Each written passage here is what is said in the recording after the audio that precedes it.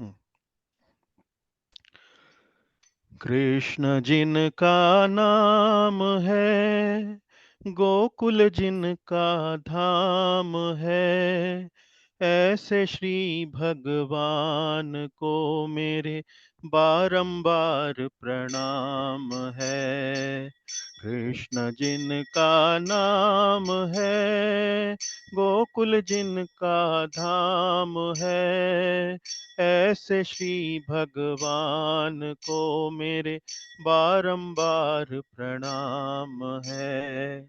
यशोदा जिनकी मैया है, नंद जी बापैया है, ऐसे श्री गोपाल को मेरे बारंबार प्रणाम है।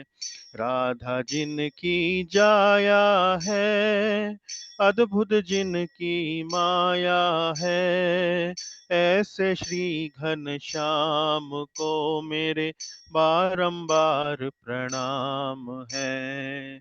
लुटा लुटा दधि माखन खायो, ग्वाल बाल संग धेनु चरायो, ऐसे श्री लीला धाम को मेरे बारंबार प्रणाम है। द्रुपद सुता की लाज बचायो, ग्रह से गज को फंद छुड़ायो, ऐसे श्री कृपा धाम को मेरे बारंबार प्रणाम है। गुरु पांडव को युद्ध मचायो, अर्जुन को उपदेश सुनायो, ऐसे दीनानाथ को मेरे बारंबार प्रणाम है। कृष्ण जिनका नाम है, गोकुल जिनका धाम है, ऐसे श्री भगवान को मेरे बारंबार प्रणाम है। भजले गोविंद गोपाल रे, भज रे गोविंद गोपाल रे, भजले गोविंद गोपाल रे, भजले गोविंद गोपाल रे, भजले गोविंद गोपाल रे, भजले गोविंद गोपाल रे। भगवान श्री कृष्ण की जय। जन्माष्टमी महामहोत्सव की जय। चलिए अब स्क्रीन शेयर करते हैं आपके साथ।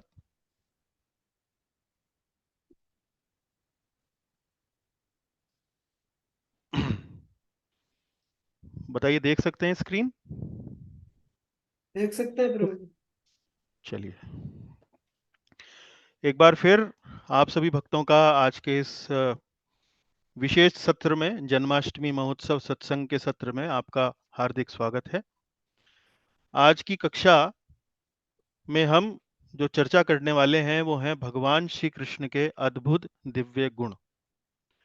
और इस कक्षा को तैयार करने के लिए हमने भक्ति रसामृत सिंधु पुस्तक का सहारा लिया है। ये पुस्तक आपके सामने मैं दिखा रहा हूँ स्क्रीन पे। और जो कक्षाएं हम अपने अंग्रेजी वाले स्टूडेंट्स के लिए करते हैं, उसमें इस पुस्तक का अध्ययन हम पहले कर चुके हैं। इस पुस्तक के पहले 19 जो अध्याय हैं उनका अध्ययन हम कर चुके हैं।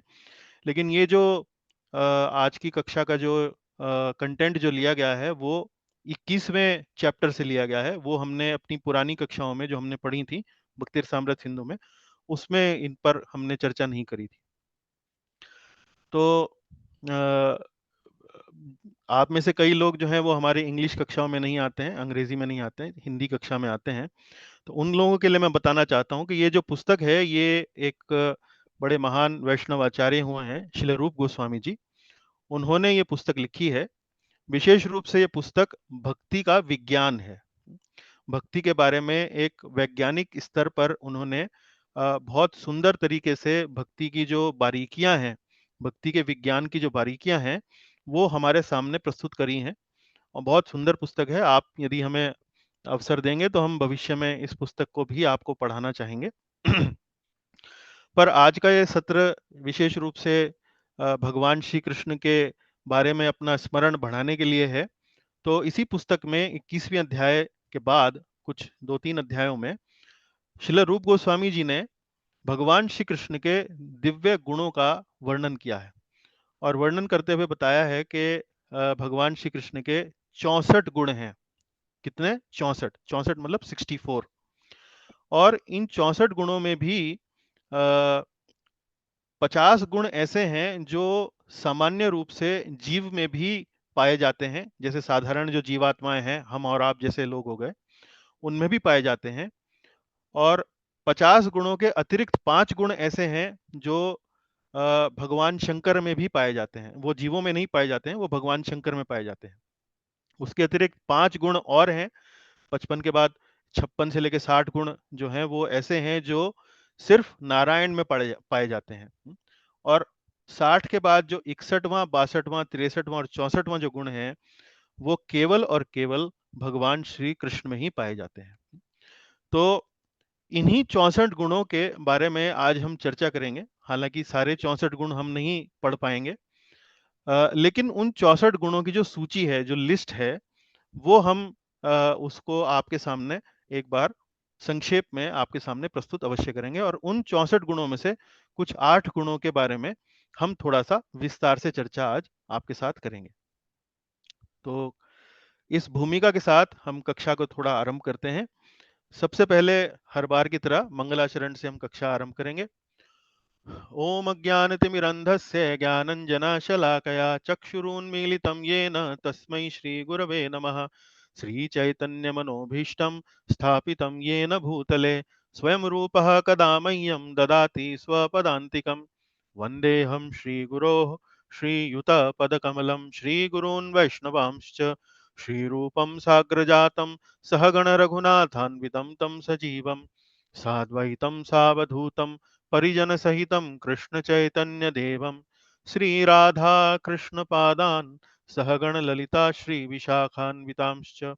हे कृष्ण करुणा सिन्धो दीनबन्धो जगत्पते गोपेश गोपिकान्त राधाकान्त नमोऽस्तुते। तप्त कांचन गौरांगी राधे वृंदावनेश्वरी वृषभानुसुते देवी प्रणमामि हरिप्रिये। वाञ्छाकल्पतरुभ्यश्च कृपा सिन्धुभ्य एव च पतितानां पावनेभ्यो वैष्णवेभ्यो नमो नमः। जय श्री कृष्ण चैतन्य प्रभु नित्यानंद श्री अद्वैत गदाधर श्रीवासादि गौर भक्त वृंद। हरे कृष्ण कृष्ण कृष्ण हरे हरे, हरे राम राम राम हरे हरे। आज इस कक्षा में हम प्रभुपाद का प्रणाम मंत्र भी बोलेंगे। प्रभुपाद जी का प्रणाम मंत्र। नमो ओम विष्णुपादाय कृष्णप्रेष्ठाय भूतले श्रीमते भक्तिवेदांत स्वामिन् इति नामिने। नमस्ते सारस्वते देवे गौरवाणी प्रचारिणे निर्विशेष शून्यवादी पाश्चात्य देश तारिणे। श्रील प्रभुपाद की जय। चलिए आज की कक्षा आरंभ करते हैं। देखिए, श्री कृष्ण के दिव्य गुण। तो जैसा मैं आपको कक्षा के आरंभ में बता रहा था कि भगवान श्री कृष्ण के दिव्य गुण जिनकी आज हम चर्चा करने वाले हैं, 64 गुण, उनकी सूची जिनकी हम चर्चा करने वाले हैं, ये भक्ति सामृत सिंधु में दी गई हैं। और ये श्लोकों के माध्यम से श्रील रूप गोस्वामी ने इस पुस्तक में हमारे को बताई हैं। तो मैं धीरे धीरे करके एक श्लोक पढ़ूंगा।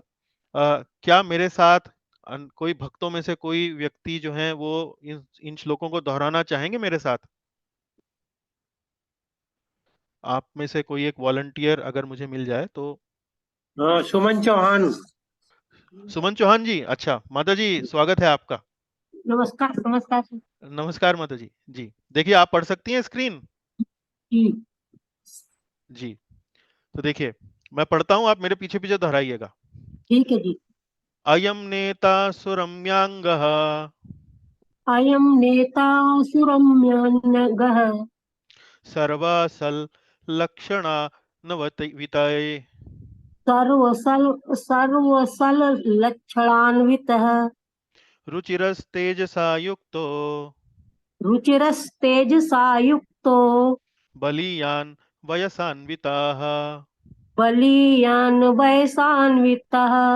बहुत सुंदर। तो देखिए, अब हम यहाँ पर रूप गोस्वामी जी ने भगवान के गुणों का वर्णन आरंभ किया है और हम एक एक शब्द का अर्थ यहाँ पर देखेंगे। देखिए स्लाइड पर आप ध्यान दीजिए। अयम नेता, अयम नेता का अर्थ है हमारे नायक श्री कृष्ण है। तो भक्त के जीवन में नायक कौन होता है? भक्त के जीवन में नायक होता है भगवान, भगवान श्री कृष्ण। अयम नेता यानी कि हमारे नायक श्री कृष्ण।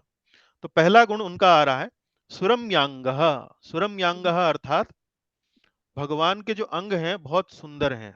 भगवान के जो अंग बहुत बहुत सुंदर हैं, इसलिए उनको सुरम्यांगः कहा गया है। इसका अर्थ है सुंदर अंग वाले। दूसरा गुण संपूर्ण शुभ लक्षणों से युक्त, सर्व सल लक्षणान्वितः। सर्व सल लक्षणान्वितः, सल जो है ये वास्तव में सत है। सत मतलब शुभ, संपूर्ण शुभ लक्षणों से युक्त। तो भगवान के जो लक्षण हैं, शारीरिक जो लक्षण हैं, जैसा कि जो विद्वान लोग बताते हैं कि जो व्यक्ति महान होता है, जो व्यक्ति महान पुरुष होता है, उसके शरीर में भी विशेष प्रकार के लक्षण जो हैं देखने के लिए मिलते हैं। तो इसी प्रकार से रूप गोस्वामी जी ने भगवान श्री कृष्ण के कई ऐसे लक्षण बताए हैं जिनका आज हम चर्चा करेंगे कि वो बड़े शुभ हैं। उसके बाद रुचिरस।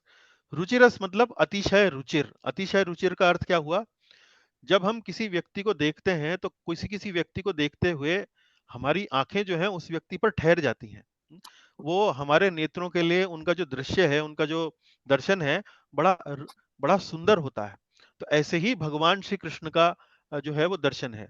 जब हम भगवान श्री कृष्ण को देखते हैं तो हम और कहीं देखने के लिए सोच भी नहीं सकते हैं। तो इसीलिए उनको यहाँ रुचिरस कहा गया है, अतिशय रुचिर। दूसरा, फिर चौथा लक्षण क्या है? तेजसा युक्तो। तेजसा युक्तो मतलब तेजोमय। तेजोमय के दो अर्थ हैं। तेजोमय का एक अर्थ है कि भगवान की जो शरीर की जो कांति है वो बहुत तेजोमय है। जैसा कि हम अपनी कक्षाओं में भी पढ़ा चुके हैं कि भगवान के शरीर से तेज जो निकलता है उसे ब्रह्म ज्योति कहते हैं। तो इस प्रकार से एक वर्णन तो तेजोमय का ये हुआ, और दूसरा तेजोमय का वर्णन ये हुआ कि वो भगवान जो है अपना प्रभाव बहुत अच्छे से छोड़ते हैं। भगवान का जो प्रभाव है हमारे ऊपर बहुत पड़ता है, इसलिए उनको भी तेजोमय कहा गया है। बलियान, बलियान अर्थात भगवान की जो शारीरिक शक्ति है वो बहुत बलवान है। देखने में बड़े ही सुंदर, एकदम किशोर के समान लगते हैं, लेकिन उनका जो बल है वो वास्तव में अतुलनीय है। उसके बारे में आज हम देखिए विस्तार से चर्चा करेंगे आगे। वयसान्वितः, वय बोलते हैं आयु को। वयसान्वितः, वयसान्वितः का अर्थ यहाँ पर हुआ नित्य कैशोर्यमय। नित्य कैशोर्यमय मतलब किशोर अवस्था। तो 10 वर्ष से लेकर 15 वर्ष की जो आयु है उसे किशोर कहा जाता है। तो भगवान की जो आयु है वो कभी बढ़ती नहीं है शारीरिक रूप से। हालांकि वर्ष के अंतर्गत वर्ष के अनुसार वो बढ़ती रहती है, लेकिन देखने की जहां तक प्रश्न उठता है, इसलिए भगवान की जो आयु है वो नित्य किशोर, नित्य किशोर उनका जो दर्शन है बिल्कुल ऐसा कि जैसे कोई किशोर बालक हो। चाहे भगवान की आयु 125 वर्ष की हो गई हो, उनके पुत्र हो गए, उनके पौत्र हो गए हो, लेकिन देखने में वो बिल्कुल किशोर लगते हैं। तो उसके लिए वयसान्विता। तो ये पहला श्लोक है जिसमें भगवान श्री कृष्ण के 6 गुणों का यहाँ रूप गोस्वामी जी ने उल्लेख किया है। अगला पढ़ते हैं। माता जी पढ़िएगा मेरे साथ साथ। ठीक है। विविधाद्भुत भाषावेद विविधाद्भुत भाषावित सत्यवाक्यः प्रियं वदः सत्यवाक्यः प्रियं वदः वावदुकः सुपाण्डित्यो वावदूकः सुपाण्डित्यो बुद्धिमान् प्रतिभान्विताः। बुद्धिमान् प्रतिभान्वितः। बहुत सुंदर। सो विविधाद्भुत भाषाविद। विविधाद्भुत भाषाविद का मतलब क्या हुआ? विविध एवं अद्भुत भाषाओं के ज्ञाता। विविध अद्भुत भाषाविद, विद का मतलब होता है जानने वाला। विविध अद्भुत भाषाविद। तो भगवान श्री कृष्ण जो है वो अनेक अनेक भाषाएं बोल सकते हैं, यहाँ तक कि मनुष्यों की ही नहीं, वो पशु पक्षियों की भाषाएं भी बोल सकते हैं। तो इसलिए भगवान श्री कृष्ण को विविध अद्भुत भाषाविद कहा गया है। तो आज हम इस गुण पर भी भगवान के चर्चा करेंगे कि भगवान किस प्रकार की भाषाएं बोल सकते हैं और उन्हें विविधाद्भुत भाषाविद क्यों कहा गया है। सत्यवाक्य, सत्यवाक्य का अर्थ हुआ सत्यवादी। भगवान कभी भी असत्य वचन नहीं बोलते हैं। तो इस पर भी आज हम चर्चा करेंगे। तो प्रथम 8 गुणों पर विस्तार से चर्चा करेंगे, लेकिन बाकी जो अन्य गुण हैं उनका सूची के अनुसार हम लोग एक बार समझेंगे कि कौन कौन से भगवान के गुण हैं।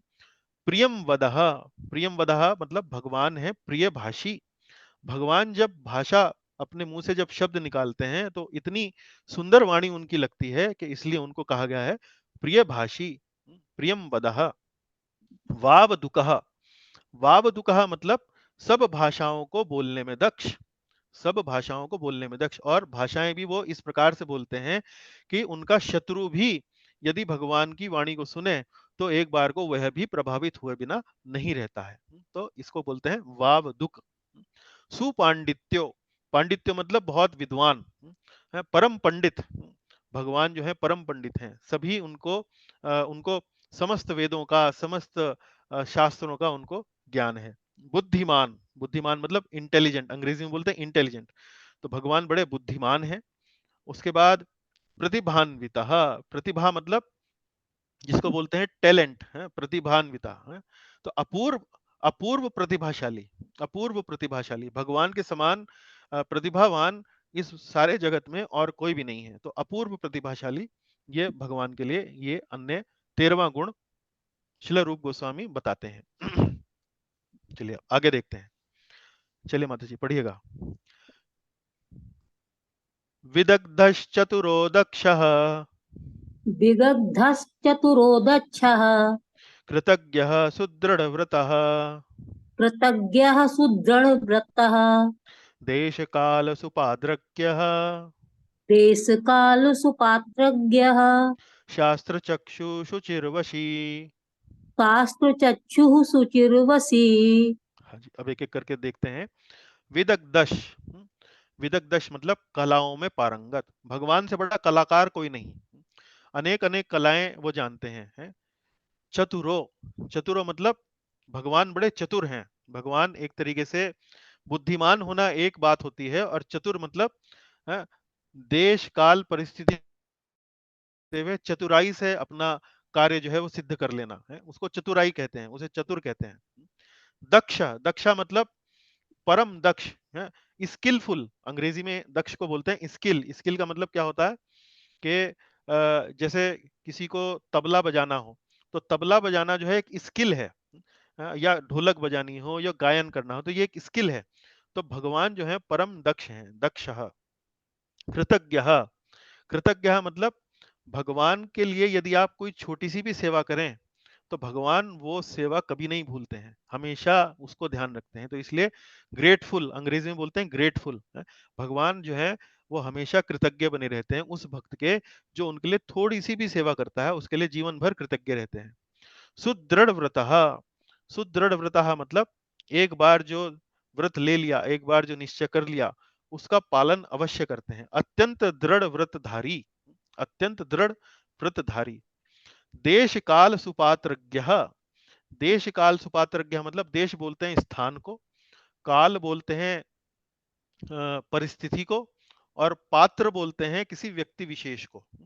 तो ये भी एक बहुत बड़ा गुण है कि देश काल पात्र देखकर, है किसी व्यक्ति को देखकर, किसी समय को देखकर, किसी स्थान को देखकर कोई व्यक्ति अपने आचरण में यदि बदलाव करता है, यदि परिवर्तन लाता है तो ये भी अपने आप में गुण होता है।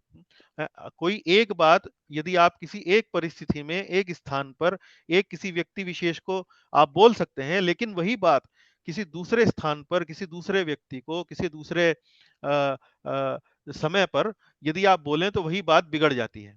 तो देश काल पात्र का एक एक एक ज्ञान होना, एक एक अनुभूति होना, उसकी समझ होना, ये भी अपने आप में एक बहुत बड़ा गुण है।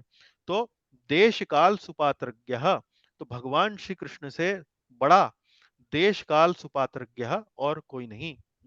शास्त्र चक्षु, चक्षु बोलते हैं दृष्टि को, शास्त्र बोलते हैं जो हमारे शास्त्र हैं, भगवत गीता है, भागवतम है, रामायण है, ये हमारे वैदिक शास्त्र हैं। और शास्त्रों के अनुसार चलने वाला, शास्त्रों के अनुसार चलने वाले का अर्थ क्या हुआ? किसी भी परिस्थिति को, किसी भी सिचुएशन को शास्त्र के दृष्टिकोण से देखना। अब आप लोग भी जो हमारी कक्षाओं में आते हैं, लगभग 3-4 वर्षों से हम शास्त्रों का अध्ययन कर रहे हैं।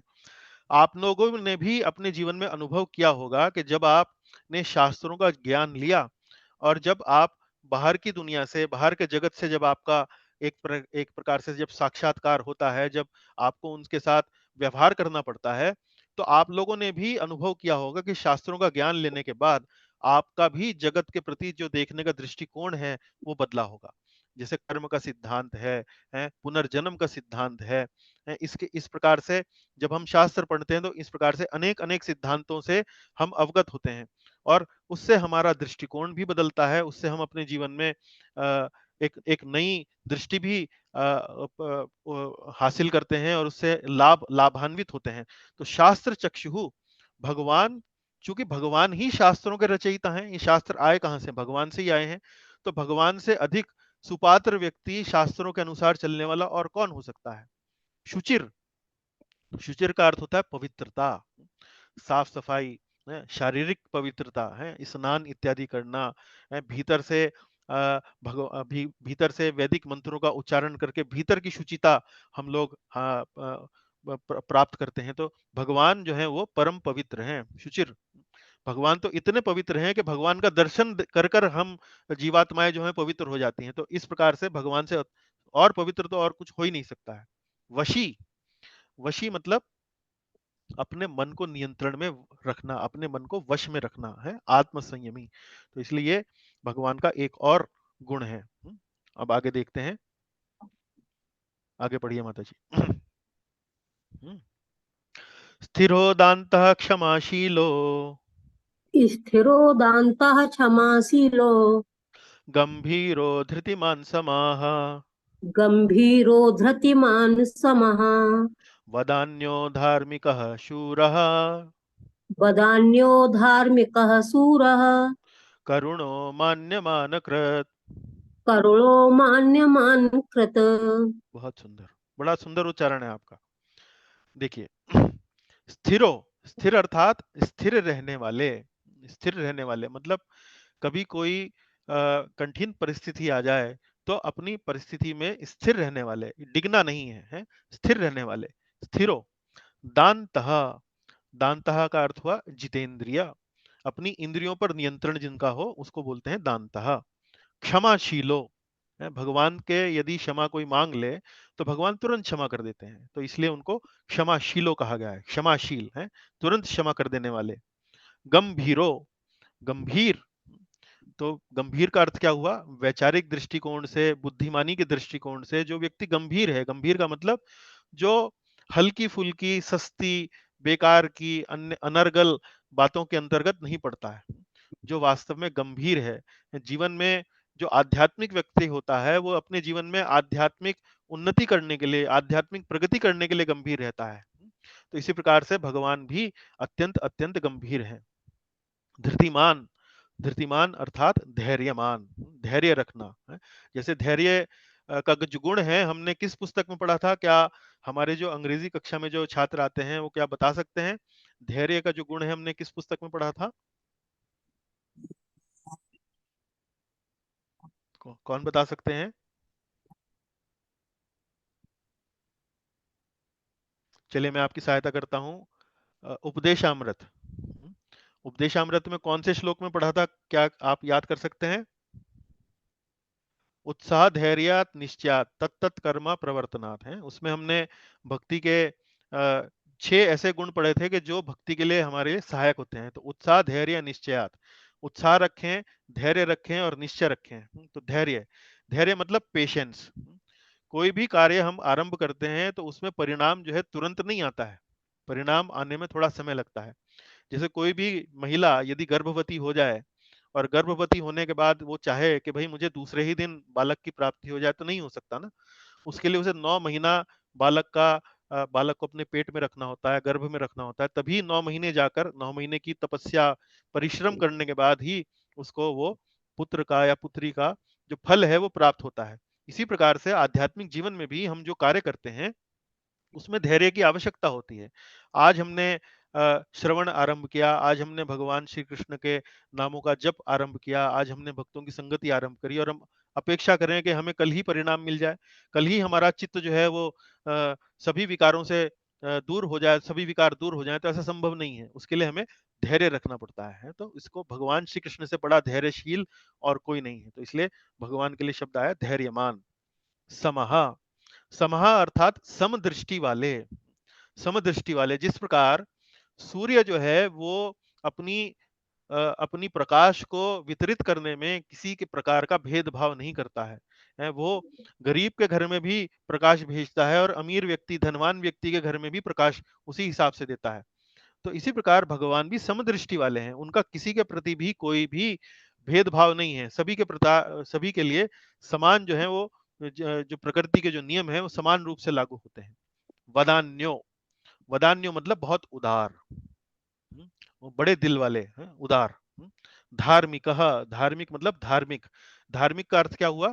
जो अपने धर्म से संबंधित जो नियम हैं उन पर वास्तव में बड़ा दृढ़ता से, बड़ा संभाल कर हर नियम को बड़ी सावधानी से उनका पालन करना है, उस व्यक्ति को बोलते हैं धार्मिक।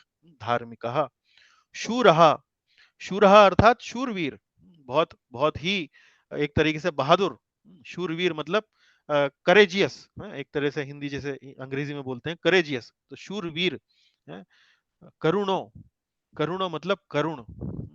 किसी दूसरे व्यक्ति का कष्ट देखकर हृदय जब द्रवित होता है, ऐसे व्यक्ति को, ऐसी भावना को, ऐसे गुण को बोलते हैं करुण।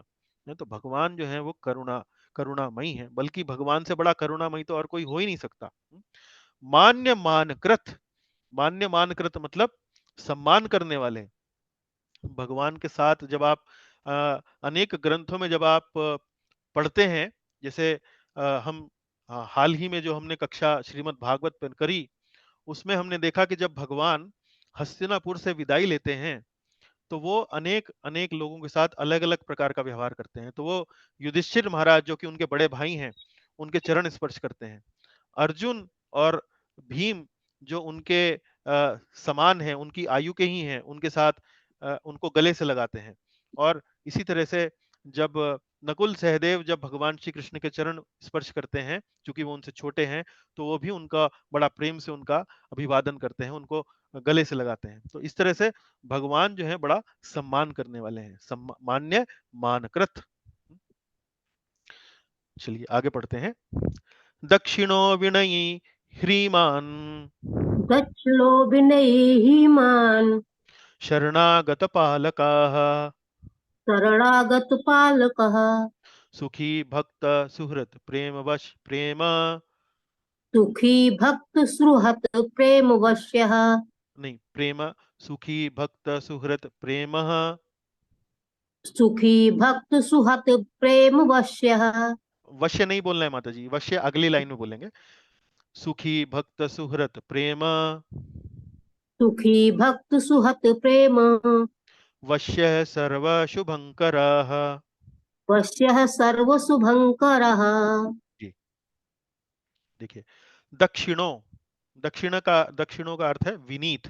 विनीत का मतलब है एक तरीके से विनम्र। विनयी, विनयी का यहाँ पर भी अर्थ जो है उदार किया गया है। हालांकि विनयी का अर्थ जो है विनीत भी निकल सकता है, पर जैसा कि पुस्तक में दिया गया है, दक्षिणों का अर्थ दिया गया है विनयी, और विनयी का अर्थ दिया गया है उदार। तो फिलहाल इस पर हम चर्चा बाद में कर लेंगे, यहाँ पर शायद कुछ सुधार की गुंजाइश है, मैं बाद में आपको बता सकता हूँ। ह्रीमान, ह्रीमान बोलते हैं लज्जावान। लज्जावान का अर्थ क्या हुआ?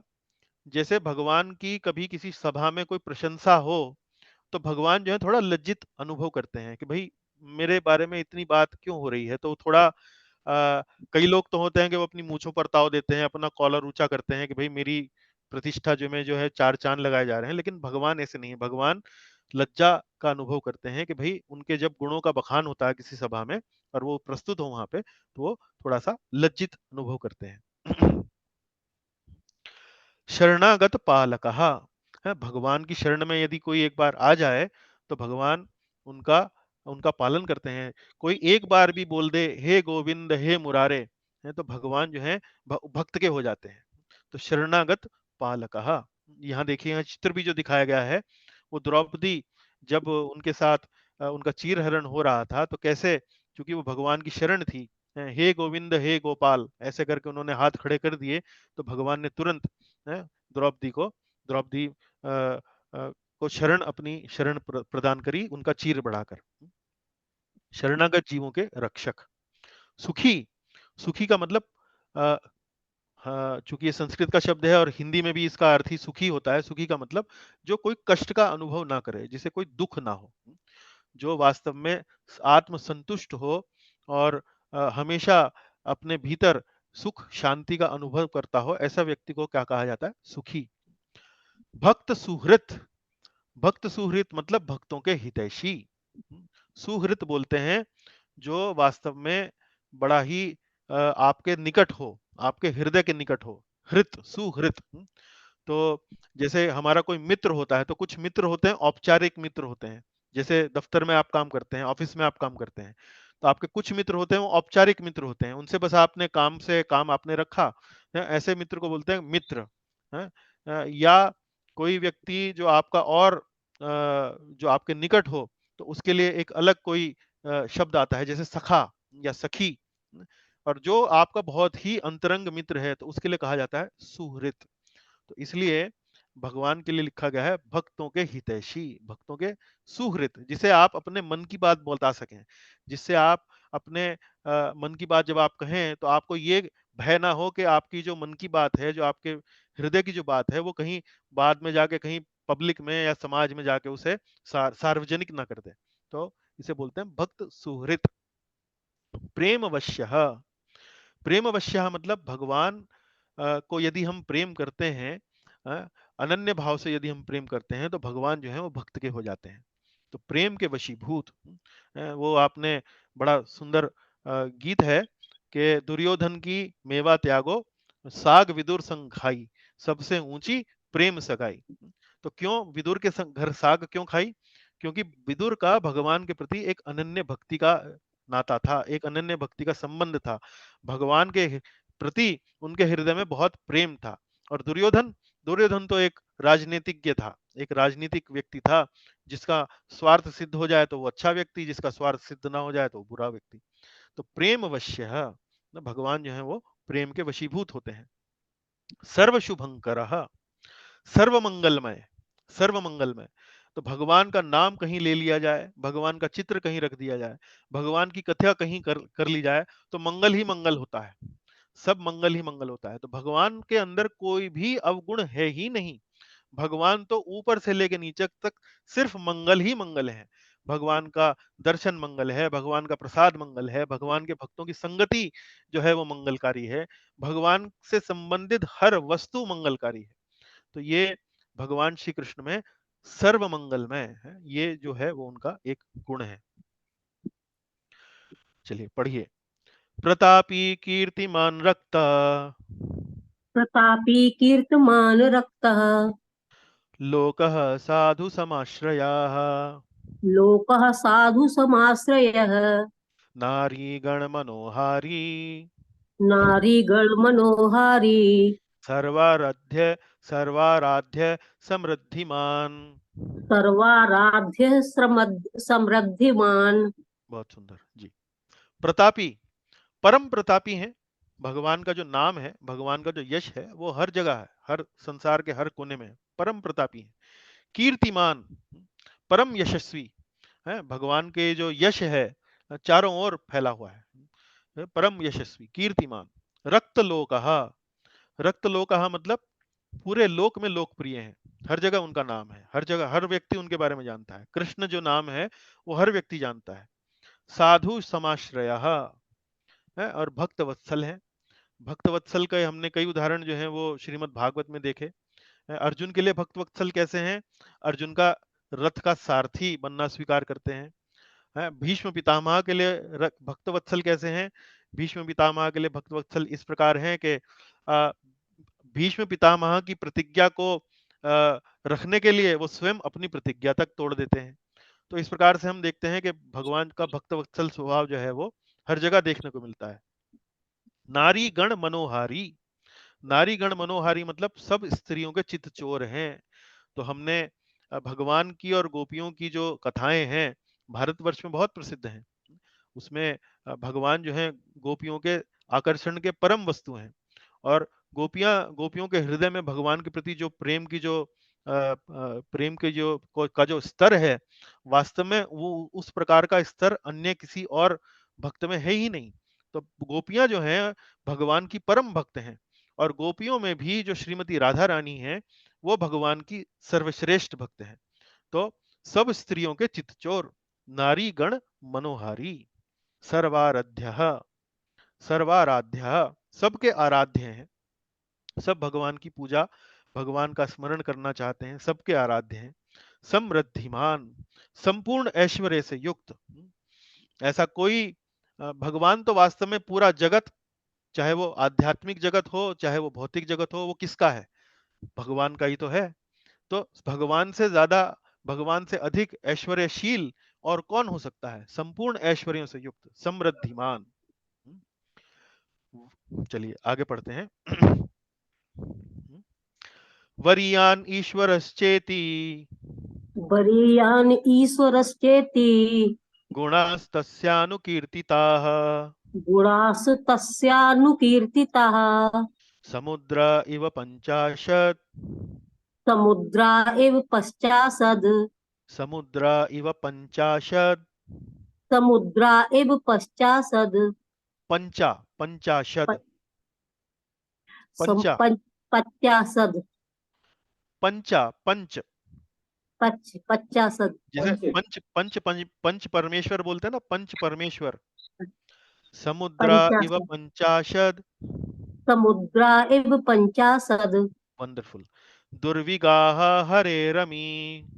दुर्विगाहा हरेरअमी। हाँ जी, अब देखिए वरीयान, वरीयान मतलब वरेण्य, वरेण्य का अर्थ हुआ वरिष्ठ जिसे बोलते हैं, सम्माननीय है। कोई भी सभा हो उसमें सबसे अधिक सम्माननीय यदि कोई होगा तो वो भगवान होंगे, वरेण्य, सम्माननीय। ईश्वरश्चेति, ईश्वरश्चेति मतलब परम ईश्वर, ईश्वर, ईश्वर परम कृष्ण सच्चिदानंद विग्रह अनादिरादिर गोविंद सर्व कारण कारणम। श्रीमद ये आपका ब्रह्म संहिता में ये प्रार्थना आती है, ब्रह्मा जी प्रार्थना कर रहे हैं भगवान से कि यदि कोई परम ईश्वर है तो वो कौन है? भगवान श्री कृष्ण। ईश्वर परम कृष्ण, ईश्वरश्चेति। अब यहाँ देखिए ये 50 गुण जो हैं इनकी सूची यहाँ पर दी गई है, और इतनी 50 गुणों की सूची देने के बाद श्रील रूप गोस्वामी यहाँ पर एक हमारे लिए एक बात बोलते हैं। वो कहते हैं कि ये 50 पंचाशद, ये जो शब्द है इसका मतलब है ये 50 श्री कृष्ण के गुण, ये 50 श्री कृष्ण के गुण जिन्हें यहाँ सूचीगत किया गया है, तस्या अनुकीर्तितः, ये समुद्र के समान हैं। समुद्र के समान मतलब अनलिमिटेड, अनंत है। समुद्र को कोई नाप पाया है आज तक? नहीं। इसी प्रकार से भगवान कृष्ण के अंदर ये गुण हैं, और इन गुणों की जो सीमा है वो अनंत है, समुद्र के समान है, और इनकी था लेना अत्यंत दुष्कर है। दुर्विगाहा हरेर अमी, दुर्विगाह, दुर्विगाह मतलब दुर मतलब बहुत कठिन है, दुष्कर है, इनकी था लेना अत्यंत दुष्कर है। तो ये श्रील रूप गोस्वामी जी ने ये जो 50 गुणों की जो सूची है इनको एक श्लोकों के समूह में उनको यहाँ पर संयोजित किया गया है। तो इसलिए 50 गुणों की संयोजित क्यों किया गया है? क्योंकि ये 50 गुण जो हैं वो ऐसे हैं जो भगवान श्री कृष्ण के अंदर तो अनंत मात्रा में है, लेकिन कुछ मात्रा में ये गुण जो हैं वो जीवों में भी हम देखने को मिल सकते हैं। इन 50 गुणों में जिस जीव के अंदर ये 50 गुण थोड़ी सी अल्प मात्रा में होते हैं, वास्तव में वो जीव जो है वास्तव में बड़ा गुणवान कहा जाता है, परम गुणवान कहा जाता है। तो इसलिए ये 50 गुणों का समूह रूप गोस्वामी जी ने एक यहाँ पर रखा है। उसके बाद फिर से पढ़िएगा। उसके बाद उन्होंने 50 गुण देने के बाद 5 गुणों का एक समूह अलग से उन्होंने आगे वर्णन किया है। ये आगे इस श्लोक में आप देखेंगे।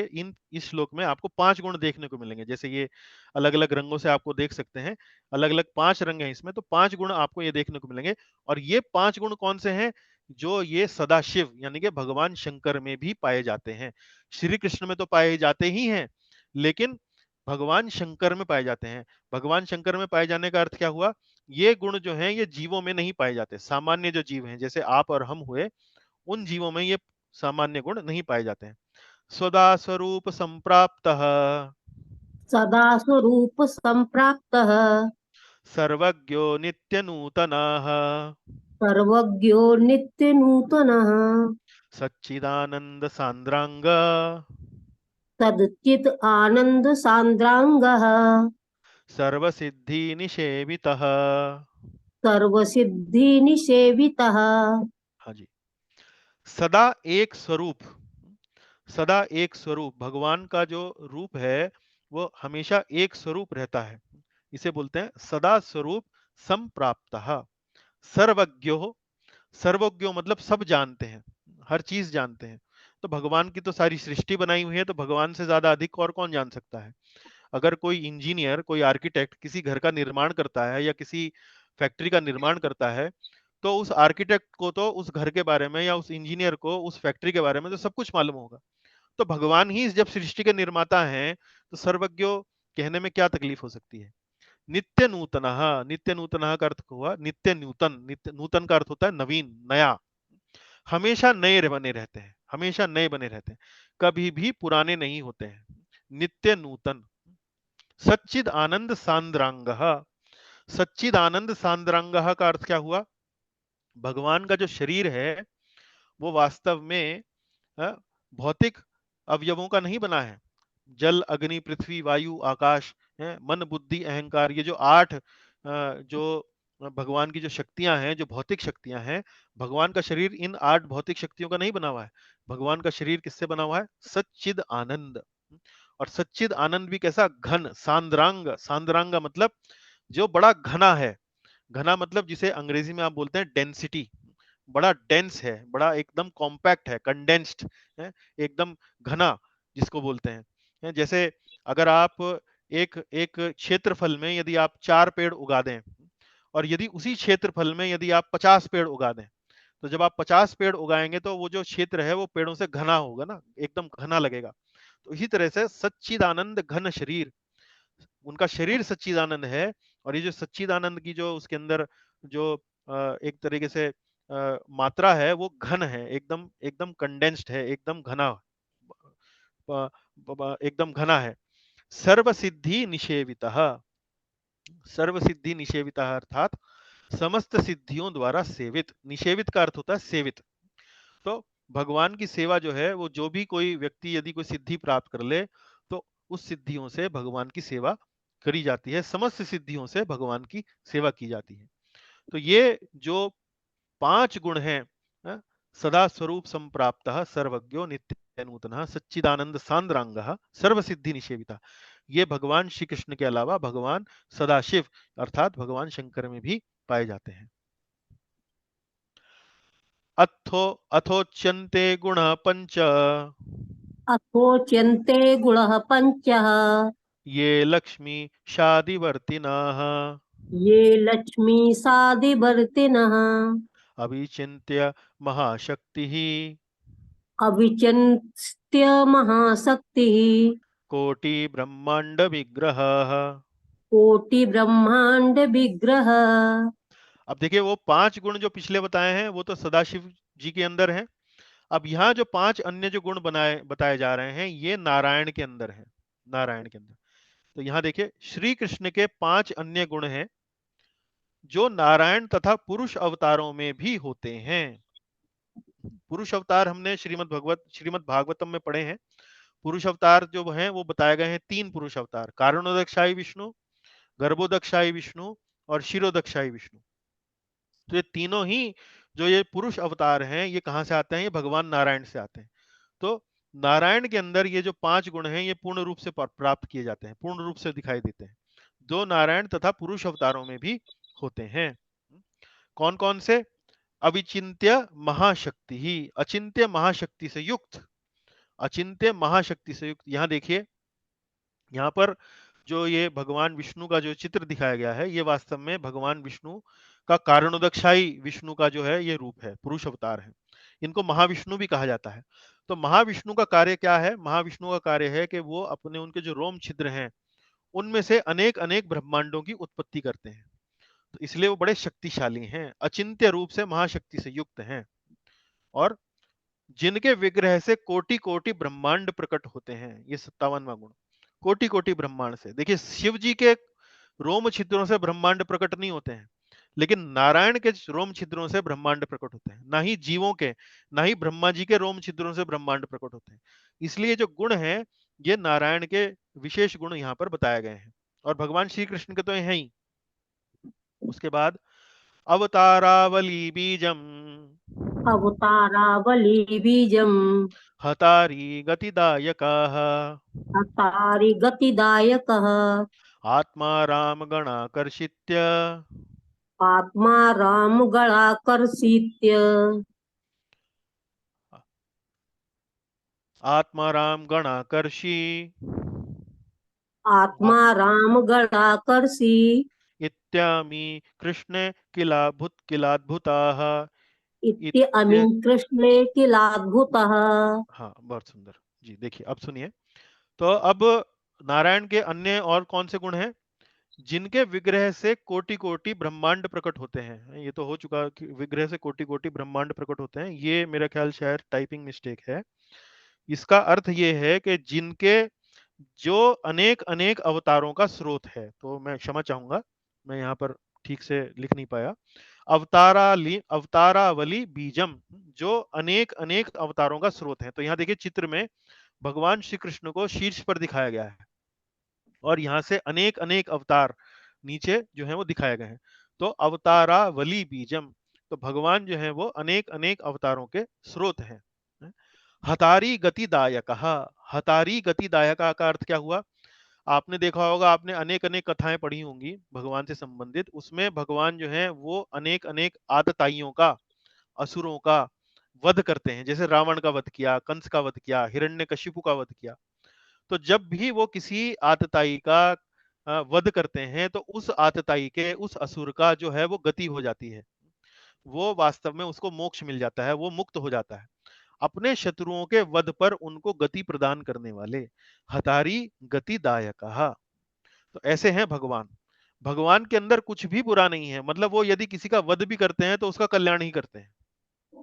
आत्मा राम गणाकर्षित्य, आत्मा राम गणाकर्षित्य। आत्मा राम किसको बोलते हैं? आत्मा राम बोलते हैं जो वास्तव में जो व्यक्ति आत्म संतुष्ट है, उसे किसी प्रकार का भी क्लेश नहीं है। काम क्रोध लोभ मोह बद काम क्रोध लोभ मोह, ये जो आदि 6 विकार हैं, उनमें किसी से भी उसका अब संपर्क नहीं रह गया है, वो शुद्ध हो चुका है भीतर से। लेकिन ऐसा व्यक्ति भी जब वो भगवान की लीलाएं सुनता है तो उनकी प्रति आकर्षित हो जाता है। तो आत्मा रामों को भी आकर्षित करने वाले आत्मा राम गण कर्षित्य। अमी कृष्णे किलाद्भुतः, अमी कृष्णे किलाद्भुतः। श्री कृष्ण के ये गुण और भी अद्भुत हैं। तो ये नारायण में या विष्णु में, महाविष्णु में तो प्राप्त होते ही हैं ये गुण, लेकिन ये गुण जो है भगवान श्री कृष्ण में भी हैं।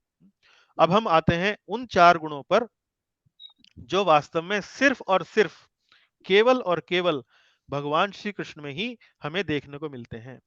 सर्वाद्भुत चमत्कार लीला सर्वाद्भुत चमत्कार लीला कल्लोल वारिधि। कल्लोल वारिधि ये ऐसे नहीं पढ़ा जाएगा, तो दोबारा पढ़ते हैं। सर्वाद्भुत चमत्कार सर्वाद्भुत चमत्कार लीला कल्लोल वारिधि लीला कल्लोल वारिधि अतुल्य मधुर प्रेम अतुल्य मधुर प्रेम मंडित प्रिय मंडला। मंडित प्रिय मंडलः। 61वां गुण देखिए, सब प्रकार की अद्भुत और चमत्कारमयी लीलाओं के सागर, सब प्रकार की अद्भुत और चमत्कारमयी लीलाओं के सागर। अब भगवान श्री कृष्ण के विशेष रूप से जो बाल लीलाएं हैं और वृंदावन में जो लीलाएं हैं, जैसे माखन चोरी की लीलाएं हैं, गोपियों के साथ उनकी जो लीलाएं हैं, वो इतनी सुंदर और इतनी मनोहारी हैं, आपको अन्य किसी भी, यहाँ तक कि भगवान श्री कृष्ण के अवतारों में भी आपको वो जो मधुरता है, जो सुंदरता है, वो आपको अन्य अवतारों में भी आपको देखने को नहीं मिलेगी। तो ये एक विशेष सब प्रकार की अद्भुत और चमत्कारमयी लीलाओं के सागर, ये हैं भगवान श्री कृष्ण। और फिर अतुल मधुर प्रेम मंडित प्रिय भक्तों से विभूषित, भगवान के चारों ओर जो उनके जो प्रेम की प्रेम की जो भाव में जो उनके भक्त हैं, अतुल्य मधुर प्रेम मंडित प्रिय मंडलः, ये जो हैं, ये भगवान श्री कृष्ण के चारों ओर आप देखेंगे, भगवान श्री कृष्ण का कोई भी चित्र आप देखेंगे वो अकेले नहीं होगा। केवल भगवान श्री कृष्ण का चित्र आप कहीं भी अकेले ऐसा देखें, ऐसा संभव बहुत कम होगा। और जब भी आप श्री कृष्ण का चित्र देखेंगे, उनमें कोई ना कोई भक्त, कोई ना कोई उनका पार्षद जो है वो उनके साथ आपको देखने को मिलेगा। अतुल मधुर प्रेम मंडित प्रिय भक्तों से विभूषित। फिर त्रिजगन मनसाकर्षी, त्रिजगन मानसाकृषि मुरली कर्षि कल मुरली कलकूजितः, मुरली कलकूजितः असमानोर्ध्व रूप, अस असमानोर्ध्वरूप एक मिनट, असमानोर्ध्व रूप श्री असमानोर्ध्वरूप श्री विस्मापित चराचरः। विस्मापित चराचरः। जी, देखिए, तो आपने देखा पहला जो था 61वां, वो था लीला माधुरी, और फिर दूसरा आपने देखा भक्त माधुरी। अब 63वां देखिए, वो है मुरली माधुरी। अपनी मुरली के कल कूजन से त्रिभुवन गत प्राणियों के चित्त को हरने वाले। तो ये है भगवान श्री कृष्ण, अपनी मुरली के कल कूजन से त्रिभुवन गत प्राणियों के चित्त को हरने वाले। फिर असमान ऊर्ध्व रूप श्री विस्मापित चराचरः, जिसके तुल्य अथवा जिससे अधिक, असमान, असमान, असमान मतलब उनके समान, उनके बराबर कोई नहीं है, जिनके तुल्य कोई नहीं है। और ऊर्ध्व, ऊर्ध्व मतलब उनसे ऊपर भी कोई नहीं है। असमान ऊर्ध्व, जिनके तुल्य अथवा जिससे अधिक कोई रूप नहीं है, ऐसे रूप श्री से संपूर्ण चराचर जगत को विस्मित करने वाले हैं। तो भगवान श्री कृष्ण का जो रूप है, उससे सुंदर रूप जो है पूरे ब्रह्मांड में, पूरे चराचर जगत में अन्य कहीं भी देखने को नहीं मिलता। ना उनके समान, ना उनसे ज्यादा, ना उनसे अधिक। तो जिसके तुल्य अथवा जिससे अधिक कोई रूप नहीं है, ऐसे रूप श्री से संपूर्ण चराचर जगत को विस्मित करने वाले, ये हैं भगवान श्री कृष्ण।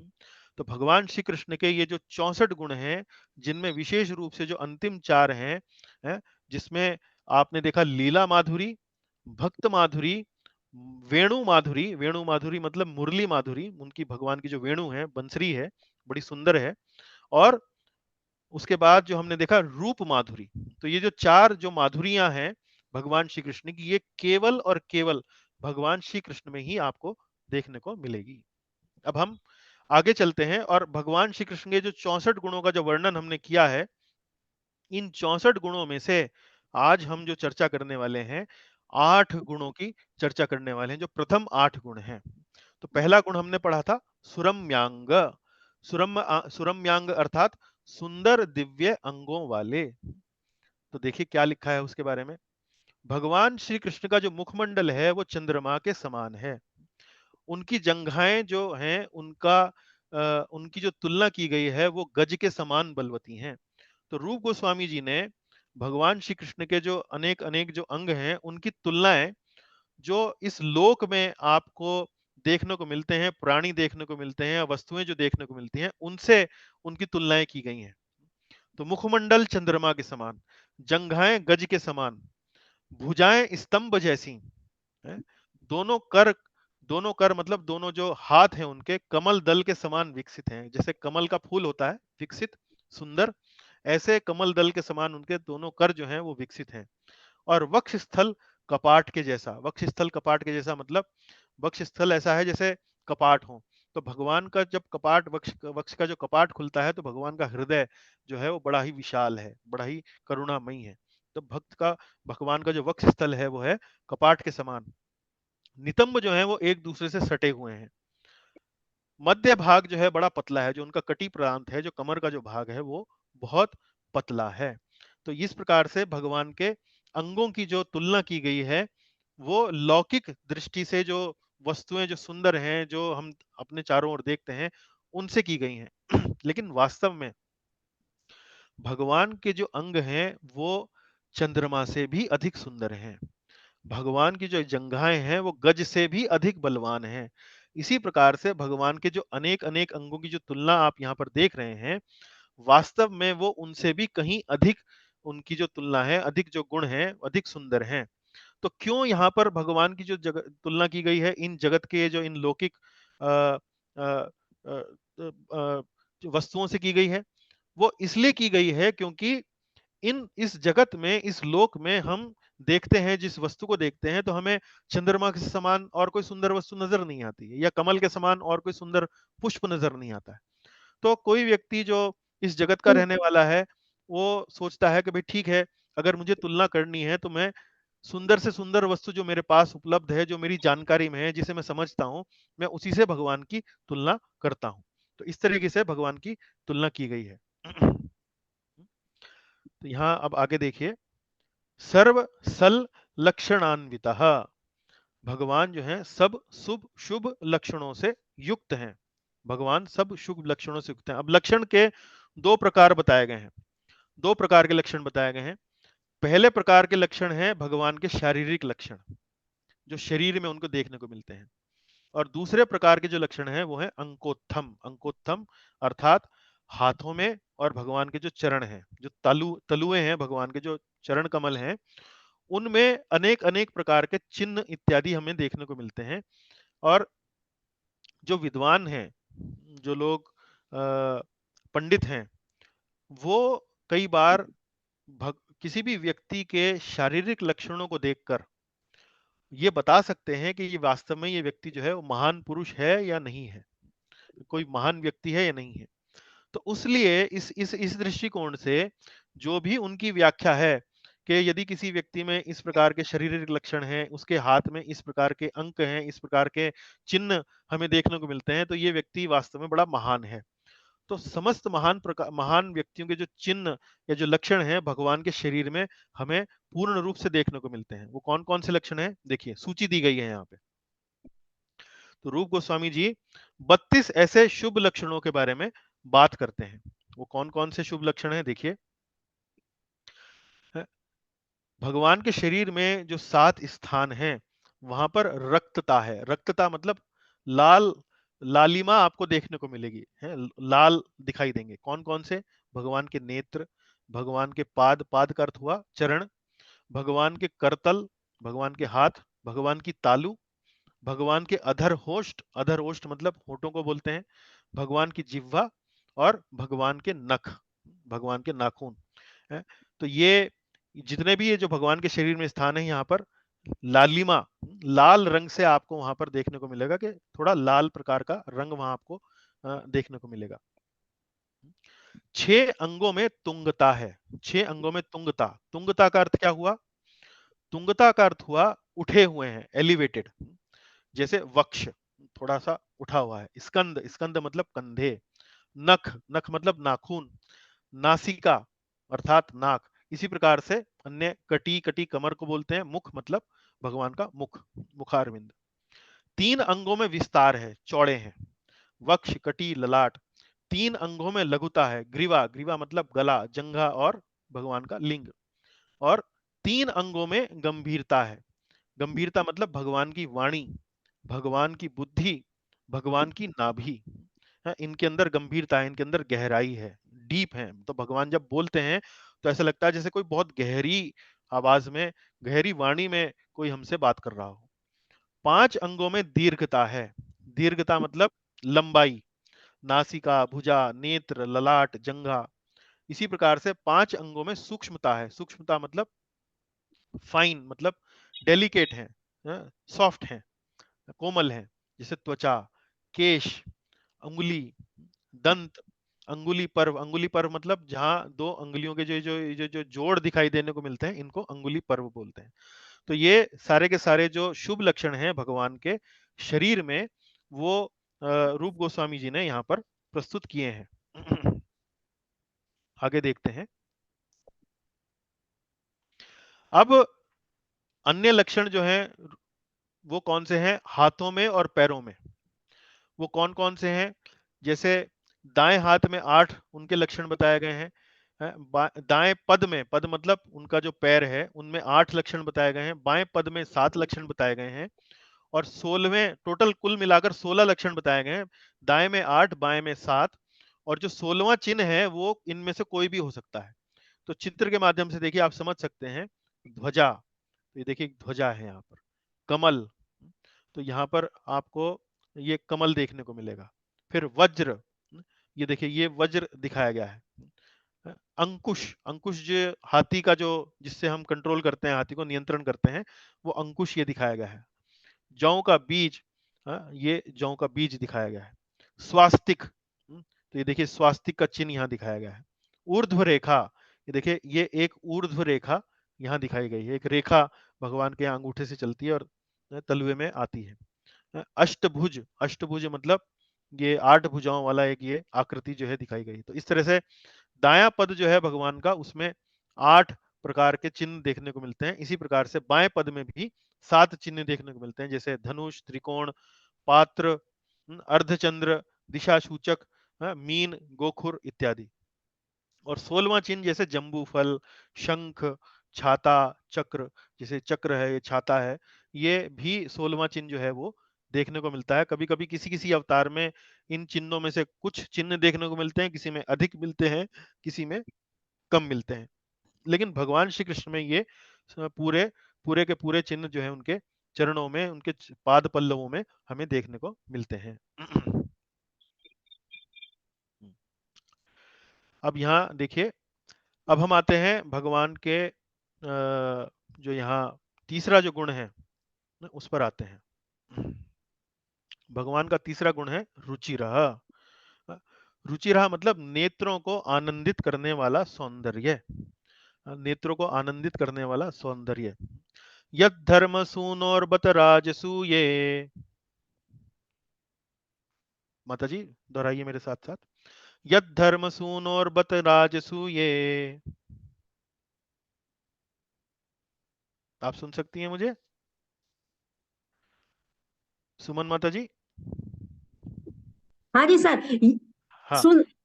हाँ, सुनिए, मेरे ख्याल शायद आप म्यूटेड होंगी।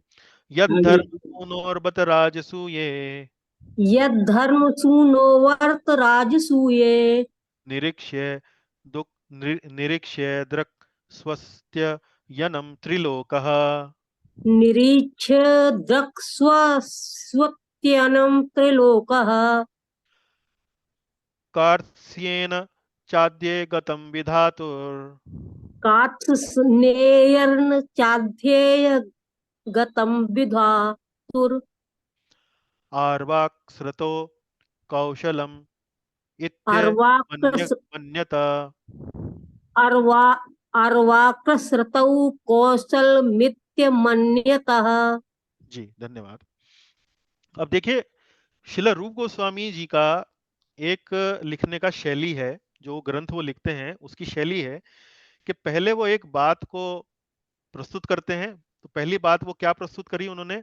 उन्होंने ये प्रस्तुत करा कि भगवान श्री कृष्ण का गुण है रुचिरः, यानी कि नेत्रों को आनंदित करने वाला सौंदर्य। तो सबसे पहले उस गुण की व्याख्या करेंगे, उसकी परिभाषा देंगे कि रुचिर से अर्थ क्या है, और फिर उस बात के समर्थन में शास्त्रों से वो उदाहरण देते हैं, शास्त्रों से वो उद्धरण देते हैं। तो भगवान श्री कृष्ण जो है वो रुचिर हैं, इस बात का उद्धरण वो कहां से देते हैं? वो देते हैं श्रीमद् भागवतम से। तो ये श्रीमद् भागवतम का जो तीसरा स्कंद का दूसरे अध्याय का 13वां श्लोक है, वो हमें जानकारी देता है कि जब जब युधिष्ठिर महाराज ने राजसूय यज्ञ किया, तो उस राजसूय यज्ञ में उन्होंने अनेक अनेक राजाओं को आमंत्रित किया। तो उस राजाओं को जब आमंत्रित किया, तो राजा गण जो थे जब उस राजसूय यज्ञ में प्रस्तुत हुए, तो जब उन्होंने भगवान श्री कृष्ण का दर्शन किया तो उनकी क्या भावना थी? तो यहाँ वो उसी भावना को इस श्लोक में बताया गया है। महाराज युधिष्ठिर द्वारा संपन्न किए गए राजसूय यज्ञशाला में उच्चतर, मध्य तथा अधोलोकों के सारे देवता एकत्र हुए। उन सबों ने भगवान कृष्ण के सुंदर शारीरिक स्वरूप को देखकर विचार किया कि वे मनुष्यों के सृष्टा ब्रह्मा के चरम कौशल पूर्ण सृष्टि हैं। तो देखिए उनका सोचना क्या था। जब भगवान श्री कृष्ण को अग्र पूजा भेंट की गई, भगवान श्री कृष्ण को उस राजसूय यज्ञ में सबसे अग्रणी, सबसे सम्माननीय व्यक्ति के रूप में एक तरह से चिन्हित किया गया, और फिर सभी वहां जो उपस्थित राजागण थे उन्होंने भगवान श्री कृष्ण को पूजा अर्चना जो थी वो अर्पण करी। तो जब वो भगवान श्री कृष्ण का दर्शन कर रहे थे, जब उन्हें देख रहे थे, तो उनके मन में ये विचार आ रहा था कि ब्रह्मा जी ने यदि सृष्टि को बनाने में उन्होंने जितना भी कौशल लगाया है, वो सारा का सारा कौशल जो है वो उन्होंने यहाँ पर केवल और केवल भगवान श्री कृष्ण की रचना करने में लगा दिया। तो ऐसा वो सोचने लगे, ऐसा वो सोचने लगे। तो यहाँ देखिए ये जो राजागण जो यहाँ पर उदाहरण दे रहे हैं कि ब्रह्मा जी ने जब भगवान श्री कृष्ण की रचना करी तो उन्होंने अपना सारा कौशल भगवान की रचना में लगा दिया।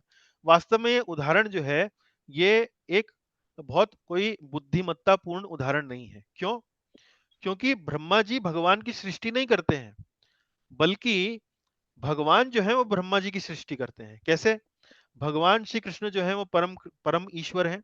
भगवान श्री कृष्ण जब विस्तार करते हैं तो नारायण के रूप में जब अपना विस्तार करते हैं, उन्हीं से ही महाविष्णु, गर्भोदक्षाई विष्णु और शिरोदक्षाई विष्णु आते हैं। और इन्हीं गर्भोदक्षाई विष्णु की नाभि से जब कमल निकलता है तो वहां से ब्रह्मा जी आते हैं। तो भगवान श्री कृष्ण तो वास्तव में अपने पुरुष अवतारों के माध्यम से ब्रह्मा जी की सृष्टि करते हैं। और यहाँ ये जो राजागण हैं ये अपने एक तरह से कह सकते हैं मासूमियत में, एक तरह से अपने सरलता में या अपनी कम बुद्धि के कारण वो ये सोच रहे हैं कि भगवान की सृष्टि जो है ब्रह्मा ने करी और अपना सारा कौशल जो है वो भगवान की रचना में लगा दिया। तो ये एक दोषपूर्ण तुलना है। तो ये इसकी इसकी स्पष्टीकरण भी रूप गोस्वामी जो है अपने पुस्तक में दे रहे हैं। फिर रुचिर का एक और उदाहरण जो है वो रूप गोस्वामी देते हैं। तो पिछला उदाहरण देने के बाद ऐसा प्रतीत होता है कि रूप गोस्वामी जी संतुष्ट नहीं हुए। वो उदाहरण देने के बाद रूप गोस्वामी संतुष्ट नहीं हुए कि भगवान जो है वो नेत्रों को आनंदित करने वाला उनका सौंदर्य है। तो उन्होंने एक और उदाहरण शास्त्रों से यहाँ प्रस्तुत किया है। वो क्या उदाहरण है? वो कहते हैं कि भगवान श्री कृष्ण का जो विग्रह है, भगवान का जो शरीर है, वो 8 कमलों के समान है। कैसे?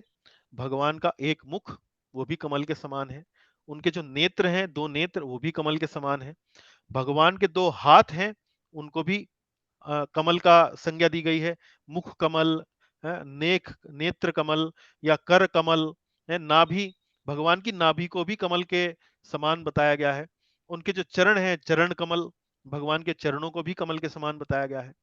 और फिर रूप गोस्वामी एक श्लोक का वर्णन करते हैं, एक पद का वर्णन करते हैं। उसमें वो बताते हैं कि गोपियां जिनकी आंखें एक भ्रमर के समान है, भ्रमर मतलब भौरा। तो भौरे का क्या काम होता है? यदि भौरे को एक कमल का फूल दिख जाए तो भ्रमर जो है उस कमल के फूल पर जाकर बैठता है और उस कमल के फूल पर वो तब तक बैठा रहता है जब तक कि उससे वो संपूर्ण पराग वो अपने अंदर चूस ना ले, संपूर्ण पराग अपने अंदर खींच ना ले। क्यों? क्योंकि उसको मधु का निर्माण करना है, उसको मधु बनाना है, उसको शहद बनाना है। तो गोपियों की आंखें जो हैं वो भ्रमर के समान है, एक भंवरे के समान है। लेकिन यदि इन गोपियों की आंखें हैं श्री कृष्ण रूपी नील कमल के ऊपर अटक जाएं, श्री कृष्ण रूपी नील कमल के ऊपर अटक जाएं, तो भगवान श्री कृष्ण के अंदर अनंत मधु प्रस्तुत है, मधु रहता है। तो इतना गाढ़ा मधु है भगवान श्री कृष्ण के अंदर, इतना गाढ़ा मधु है कि वो जो भ्रमर है, जो भगवान के कमल रूपी शरीर के ऊपर जब वो बैठता है, जब वो उसके ऊपर उनकी दृष्टि जो टिकती है उनके कमल रूपी शरीर पर, तो उस गाढ़े मधु से उनकी जो सृष्टि है, उनकी जो दृष्टि है वो उठ ही नहीं पाती है। जैसे कोई भंवरा किसी ऐसे कमल के फूल पर पहुंच जाए जहां पर अनंत रूप से पराग उपलब्ध है, अनंत रूप से शहद उपलब्ध है, तो वो भंवरा जो है वो उस कमल से कभी भी हट नहीं पाएगा। तो इतनी सुंदर उपमा यहाँ रूप गोस्वामी भगवान श्री कृष्ण की कमल के समान यहाँ पर देते हैं, और गोपियों का भ्रमर का जो उदाहरण देते हैं उससे वास्तव में लगता है, ऐसा प्रतीत होता है कि ये उदाहरण देने के बाद संभवतः रूप गोस्वामी जी के हृदय को संतुष्टि मिली होगी कि मैंने रुचिर जो भगवान श्री कृष्ण का जो शब्द है, जो उनके गुणों का जो वर्णन करने वाला जो शब्द है, मैंने उसके साथ वास्तव में न्याय किया है। तो ये भगवान का जो कमल का जो बार बार जो कमल से हम भगवान के रूप की, शरीर की जो तुलना करते हैं, इसका एक उदाहरण हमें श्रीमद् भागवत में भी देखने को मिलता है। श्रीमद् भागवत में कुंती देवी है, भगवान जब हस्तिनापुर छोड़कर जाने वाले होते हैं तो कुंती देवी भगवान श्री कृष्ण की प्रार्थनाओं में एक श्लोक बोलती हैं, नमः पंकज नाभाय नमः पंकज मालिने नमः पंकज नेत्राय नमस्ते पंकजांग्रये। नमः पंकज नाभाय, आपकी नाभि पंकज के समान है, कमल के समान है। आपकी जो आपका जो ऊपर का जो वक्ष स्थल है, आपकी जो भुजाएं हैं, नमः पंकज मालिने, पालिने मतलब माला जो आपने पहन रखी है वो भी कमल के समान है। नमः पंकज नेत्राय, नेत्राय मतलब चरण कमल, मुख कमल, और आपका नेत्र जो है वो भी पंकज के समान है। नमस्ते पंकजांग्रहे, नमस्ते पंकजांग्रहे मतलब मैं आपके चरणों में, आपके चरण कमलों में अपना प्रणाम जो है वो प्रस्तुत करती हूँ। तो इस तरह से आप देखेंगे कि शास्त्रों में श्री कृष्ण की जो सुंदरता है वो कमल से उसकी तुलना की गई है। यहाँ वही तुलना रूप गोस्वामी जी भी कर रहे हैं। तेजसा युक्तः, तेजसा युक्तः तेजोमय। तेजोमय के दो अर्थ हमने आपको जब हम वर्णन कर रहे थे, तेजोमय के दो अर्थ हैं। तो पहले रूप गोस्वामी जो है वो तेज किसको बोलते हैं उसकी व्याख्या करते हैं। देखिए, तेजो धाम प्रभावश चेत्य उच्यते द्विविधम बुधेई। तो ये तेज किसको कहते हैं उसकी दो शब्दों में उनको बताया, धाम और प्रभाव। धाम अर्थात कांति, प्रभाव अर्थात शत्रु पर विजय। प्रभाव मतलब शत्रु पर विजय, क्यों? प्रभावशाली व्यक्ति ही अपने शत्रुओं पर विजय प्राप्त कर सकता है। धाम कांति, तो धाम कांति को कैसे समझेंगे हम? तो इसको समझाने के लिए रूप गोस्वामी जी ने कुछ श्लोकों का सहारा लिया है। तो कांति को समझाने के लिए उन्होंने एक श्लोक का यहाँ पर सहारा लिया है, उसका आश्रय लिया है। वो क्या है? मैंने श्लोक यहाँ वर्णन नहीं किया है समय के अभाव के कारण यहाँ पर, लेकिन उसका अनुवाद हम पढ़ेंगे। श्री हरि के वक्षस्थल पर स्थित सूर्य की कांति का तिरस्कार करने वाली कौस्तुभ मणि की प्रभा। अब आप यहाँ देखिए, भगवान श्री कृष्ण का वक्षस्थल है, उस पर भगवान जो है एक हार के रूप में कौस्तुभ मणि धारण करते हैं। तो कौस्तुभ मणि के बारे में वर्णन आता है कि कौस्तुभ मणि के अंदर इतनी कांति है कि वो सूर्य देव को भी है, उसको भी एक तरह से उसका भी तिरस्कार करती है। सूर्य भी उसके सामने एक तरह से तुच्छ है कौस्तुभ मणि की कांति के आगे। तो वो कौस्तुभ मणि जो भगवान के वक्ष स्थल पर विराजती है, भगवान के श्री विग्रह की दीप्ति के सामने आकाश में तारे के समान ही मंद मंद स्फुरित होती है। तो भगवान का शरीर का जो तेज है वो इतना अधिक है, इतना अधिक है कि जो वो कौस्तुभ मणि जो सूर्य को भी तिरस्कृत करती है, वो कौस्तुभ मणि भगवान के वक्षस्थल पर ऐसे रखती है जैसे आकाश में छोटे छोटे छोटे छोटे जो तारे होते हैं, जिनके प्रकाश जो है वो बड़ा ही तुच्छ होता है, जिनकी कहीं कोई गणना नहीं होती है, इस प्रकार की वो प्रतीत होती है। तो ये उदाहरण जो वो दे रही हैं, रूप गोस्वामी दे रहे हैं, ये भगवान के शरीर के तेज को लेकर दे रहे हैं। तो इसके अलावा भी हम और उदाहरण दे सकते हैं। जैसे आप श्रीमद् भागवत में आप पढ़ेंगे, जब गोपियों के यहाँ जब भगवान जब मक्खन चुराने जाया करते थे, तो गोपियों अपने कमरे को अंधकार में रखती थी, जिस कमरे में वो मक्खन रखती थी उसमें अंधेरा ही अंधेरा होता था। तो भगवान जब उस कक्ष में जब प्रवेश करते थे, तो भगवान की शरीर की कांति से उस कमरे का अंधकार जो था वो दूर भाग जाता था। तो गोपियां जो थी वो मैया यशोदा से जाकर उल्हाना देती थी कि तेरा तेरा बालक जो है वो ऐसा है कि हम अंधेरे में भी यदि मक्खन रखें तो उसके शरीर में इतनी कांति है कि वो जब कमरे के अंदर आता है तो मक्खन ढूंढ लेता है। इस प्रकार का उल्हाना वो मैया को देती हैं। तो मैया कहती हैं कि मैं अपने बालक को गहने पहनाना गहने नहीं पहनाऊंगी, वो गहनों की कांति होगी।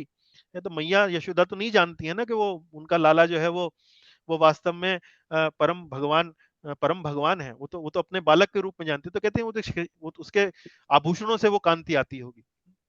तो यहाँ फिर देखिए, गोवर्धन पर्वत उठाया। गोवर्धन पर्वत में भी जब भगवान ने उठाया था तो चारों ओर इतनी वर्षा हो रही थी कि एक प्रकार से बाढ़ आ गई थी। पानी ही पानी था, जल ही जल था। तो उस जल को रोकने के लिए भगवान श्री कृष्ण ने अनंत शेष को आह्वान किया। अनंत शेष ने उन चारों तरफ लपेट कर वो बिल्कुल पैक कर दिया, एकदम एकदम बंद कर दिया, एकदम उसको चारों ओर से बंद कर दिया ताकि वर्षा का पानी ना आ सके। अब जब सब कुछ बंद हो गया तो भगवान श्री कृष्ण जब वहां सब ब्रजवासियों के साथ अंदर गोवर्धन पर्वत को उठाए हुए थे, तो वहां लाइट का अरेंजमेंट कहाँ था, बिजली की व्यवस्था कहाँ थी? कहीं कोई जनरेटर नहीं था, कहीं कोई इन्वर्टर नहीं था। वहां पर व्यवस्था क्या थी? भगवान के शरीर से ही जो तेज था, उसी से सब कुछ दीप्तिमान था, उसी से सब कुछ कांतिमान था। तो ये एक और उदाहरण जो है वो दिया जा सकता है।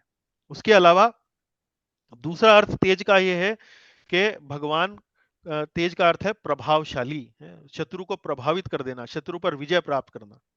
तो उसको लेकर रूप गोस्वामी एक यहाँ पर उल्लेख करते हैं, जब श्री कृष्ण अपने शत्रु कंस के यज्ञ में गए तो वहां के मल्ल कोमल अंग वाले उन कृष्ण को देखते हुए भी उनके साथ युद्ध करने के विचार से भयभीत और संत्रस्त हो उठे।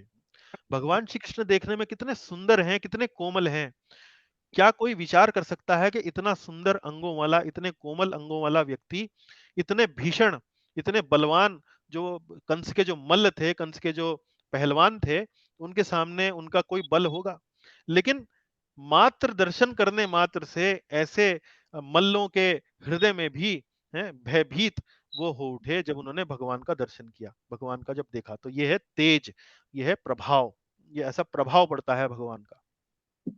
कई बार हम किसी व्यक्ति से मिलते हैं, हम व्यक्ति को जानते नहीं हैं, हम व्यक्ति से पहली बार मिल रहे हैं, लेकिन उस व्यक्ति के शरीर की आभा, उस व्यक्ति के शरीर के, उस व्यक्ति का बैठने का ढंग, उस व्यक्ति के बोलने का ढंग, उस व्यक्ति के आचरण करने का ढंग इतना प्रभावशाली होता है कि हम चाहते हुए भी ना चाहते हुए भी उसके प्रभाव से प्रभावित हो जाते हैं। तो इसी प्रकार का प्रभाव भगवान श्री कृष्ण का है। आगे देखिए, बलियान, बलियान अर्थात बलवान। तो पिछला जो तेजोमय जो जो वर्णन था भगवान के गुण का, वो है भगवान का प्रभाव। लेकिन यहाँ पर बलियान का अर्थ है यहाँ पर भगवान का जो शारीरिक जो बल है, उसकी बात हो रही है। तो रूप गोस्वामी सबसे पहले बलियान शब्द की परिभाषा करते हैं, असाधारण पौरुष वाला बलियान कहलाता है। और फिर उदाहरण देते हैं शास्त्र से। वो कहते हैं, श्री कृष्ण द्वारा अरिष्टासुर का वध करने पर कुछ गोपियां कहने लगी, हे सखी, देखो कृष्ण ने पर्वत से भी भयंकर अरिष्टासुर को रुई के पिंड के समान उड़ाकर मार डाला। तो ये शास्त्र से उदाहरण दे रहे हैं। उसमें एक गोपी जो है दूसरी गोपी से कह रही है, क्योंकि अरिष्टासुर जब आया तो अनेक गोपियां वहां पर उपस्थित थीं। तो जैसे ही अरिष्टासुर को उन्होंने देखा, वो तितर बितर होकर इधर उधर छुप गईं। और श्री कृष्ण जब आए, उन्होंने अरिष्टासुर को पकड़ा, उसको घुमाया, जमीन पर पटक पटक के, जैसे धोबी कपड़े पटकता है, ऐसे उसको पटक पटक के मारा और उसको उसका वध कर दिया। तो उसका वर्णन गोपियां कैसे कर रही हैं? उसका वर्णन गोपियां कर रही हैं कि हे सखी, कृष्ण ने अरिष्टासुर को ऐसे उठा लिया कि जैसे किसी खेत से कोई रुई का कोई पौधा हो और उस खेत में रुई के पौधे से आप रुई ऐसे उठा लेते हैं, तो रुई को उठाने में कितना कष्ट होता है। कहीं कोई आपको जोर लगाना पड़ता है। मान ले एक रुई है, उसमें छोटा सा टुकड़ा यदि आप उठाएं, निकालें, तोड़ें, तो क्या आपको कोई जोर लगाना पड़ता है? तो ये भगवान के बल का यहाँ पर तुलना की गई है। अरिष्टासुर का वध जो उन्होंने किया, तो ऐसे उठा लिया जैसे कोई रुई का छोटा सा टुकड़ा, रुई का छोटा सा पिंड जो है उसको उठा लेता है। इसी प्रकार से बलियान शब्द को समझाने के लिए, भगवान का ये गुण समझाने के लिए रूप गोस्वामी गोवर्धन पर्वत का भी उदाहरण देते हैं।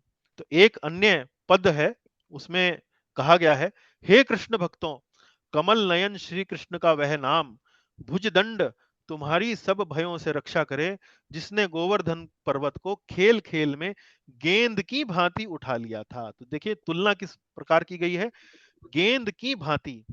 गेंद गेंद को उठाने में कितना समय लगता है, कितना बल लगता है?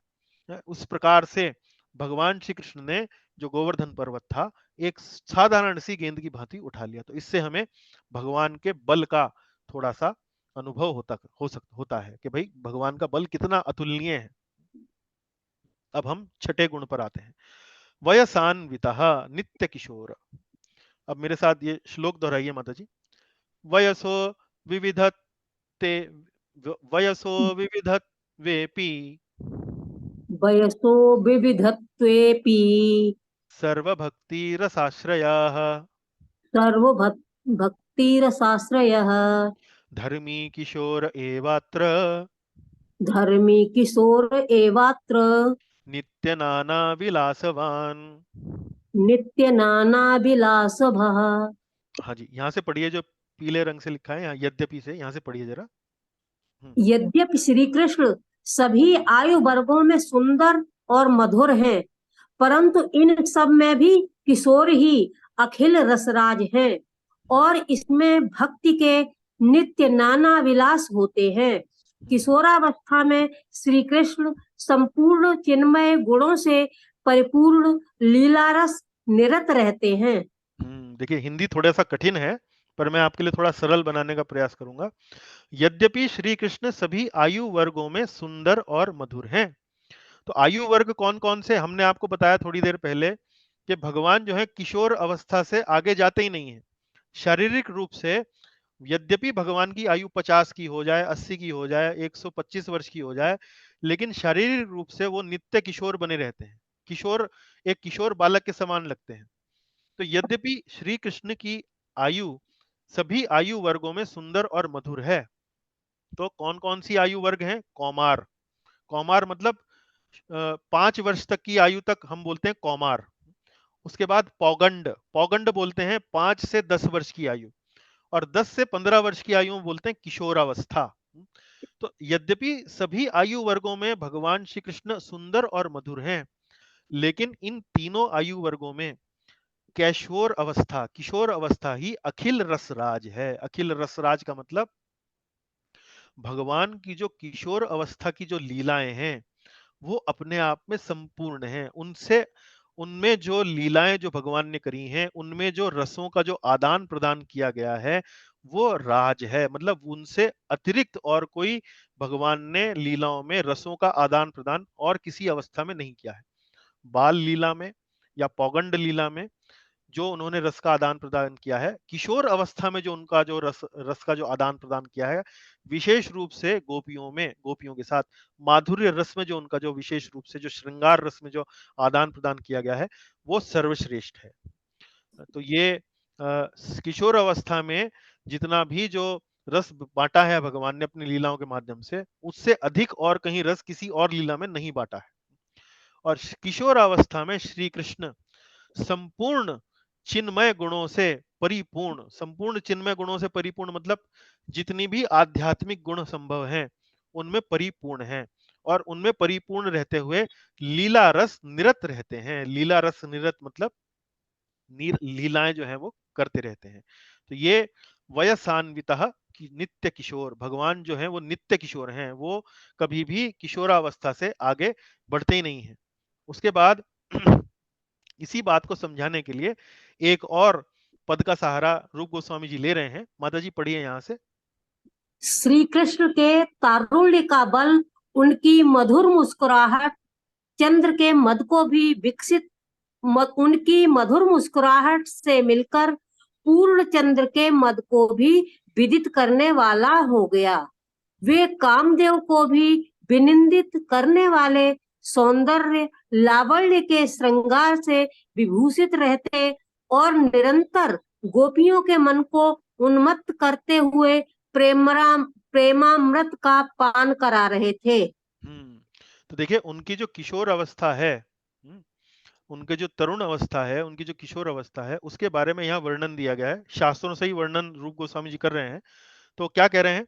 श्री कृष्ण के तारुण्य का बल और उनकी मधुर मुस्कुराहट से मिलकर पूर्ण चंद्र के मद को भी विदित करने वाला हो गया। तो पूर्ण चंद्र, चंद्रमा की जो सुंदरता है वो भी वो सुंदरता भी भगवान का जो तरुण, जो उनका जो शरीर है और उस पर उनकी मुस्कुराहट है, उसके सामने जो है चंद्रमा की जो सुंदरता है वो भी फीकी पड़ गई।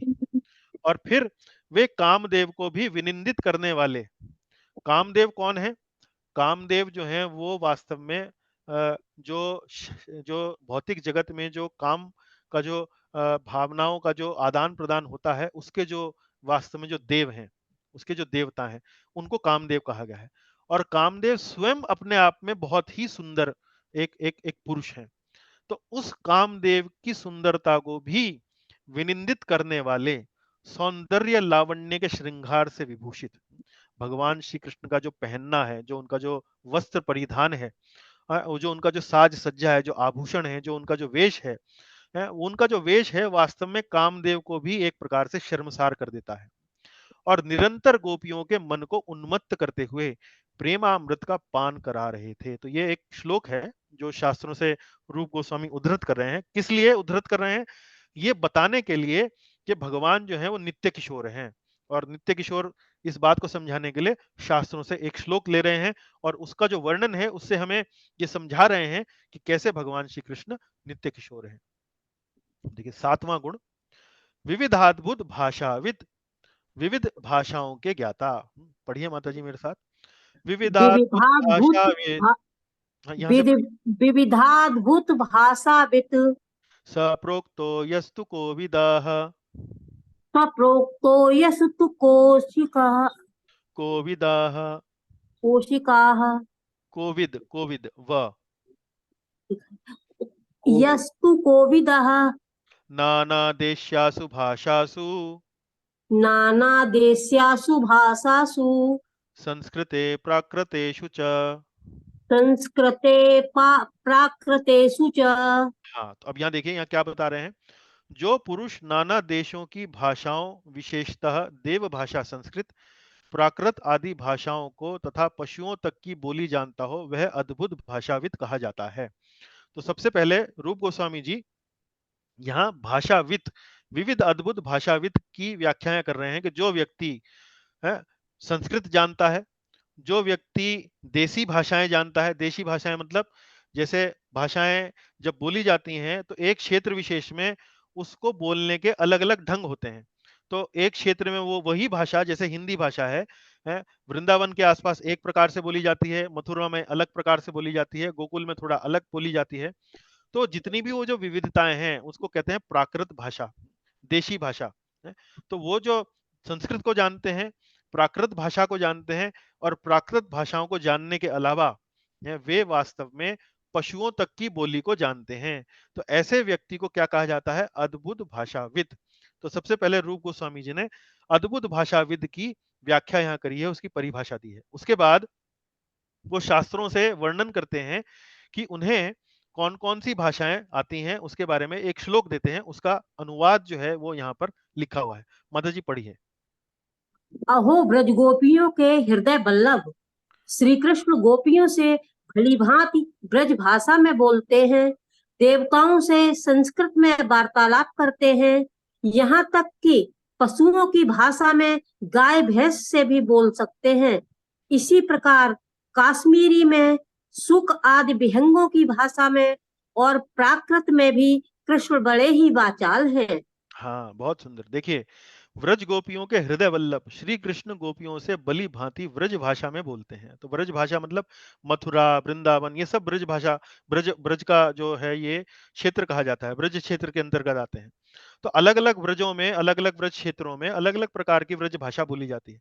तो जो छोटे छोटे जो महीन जो अलग अलग जो ये अंतर आते हैं भाषा के अंदर, कृष्ण जो है सबको समझते हैं।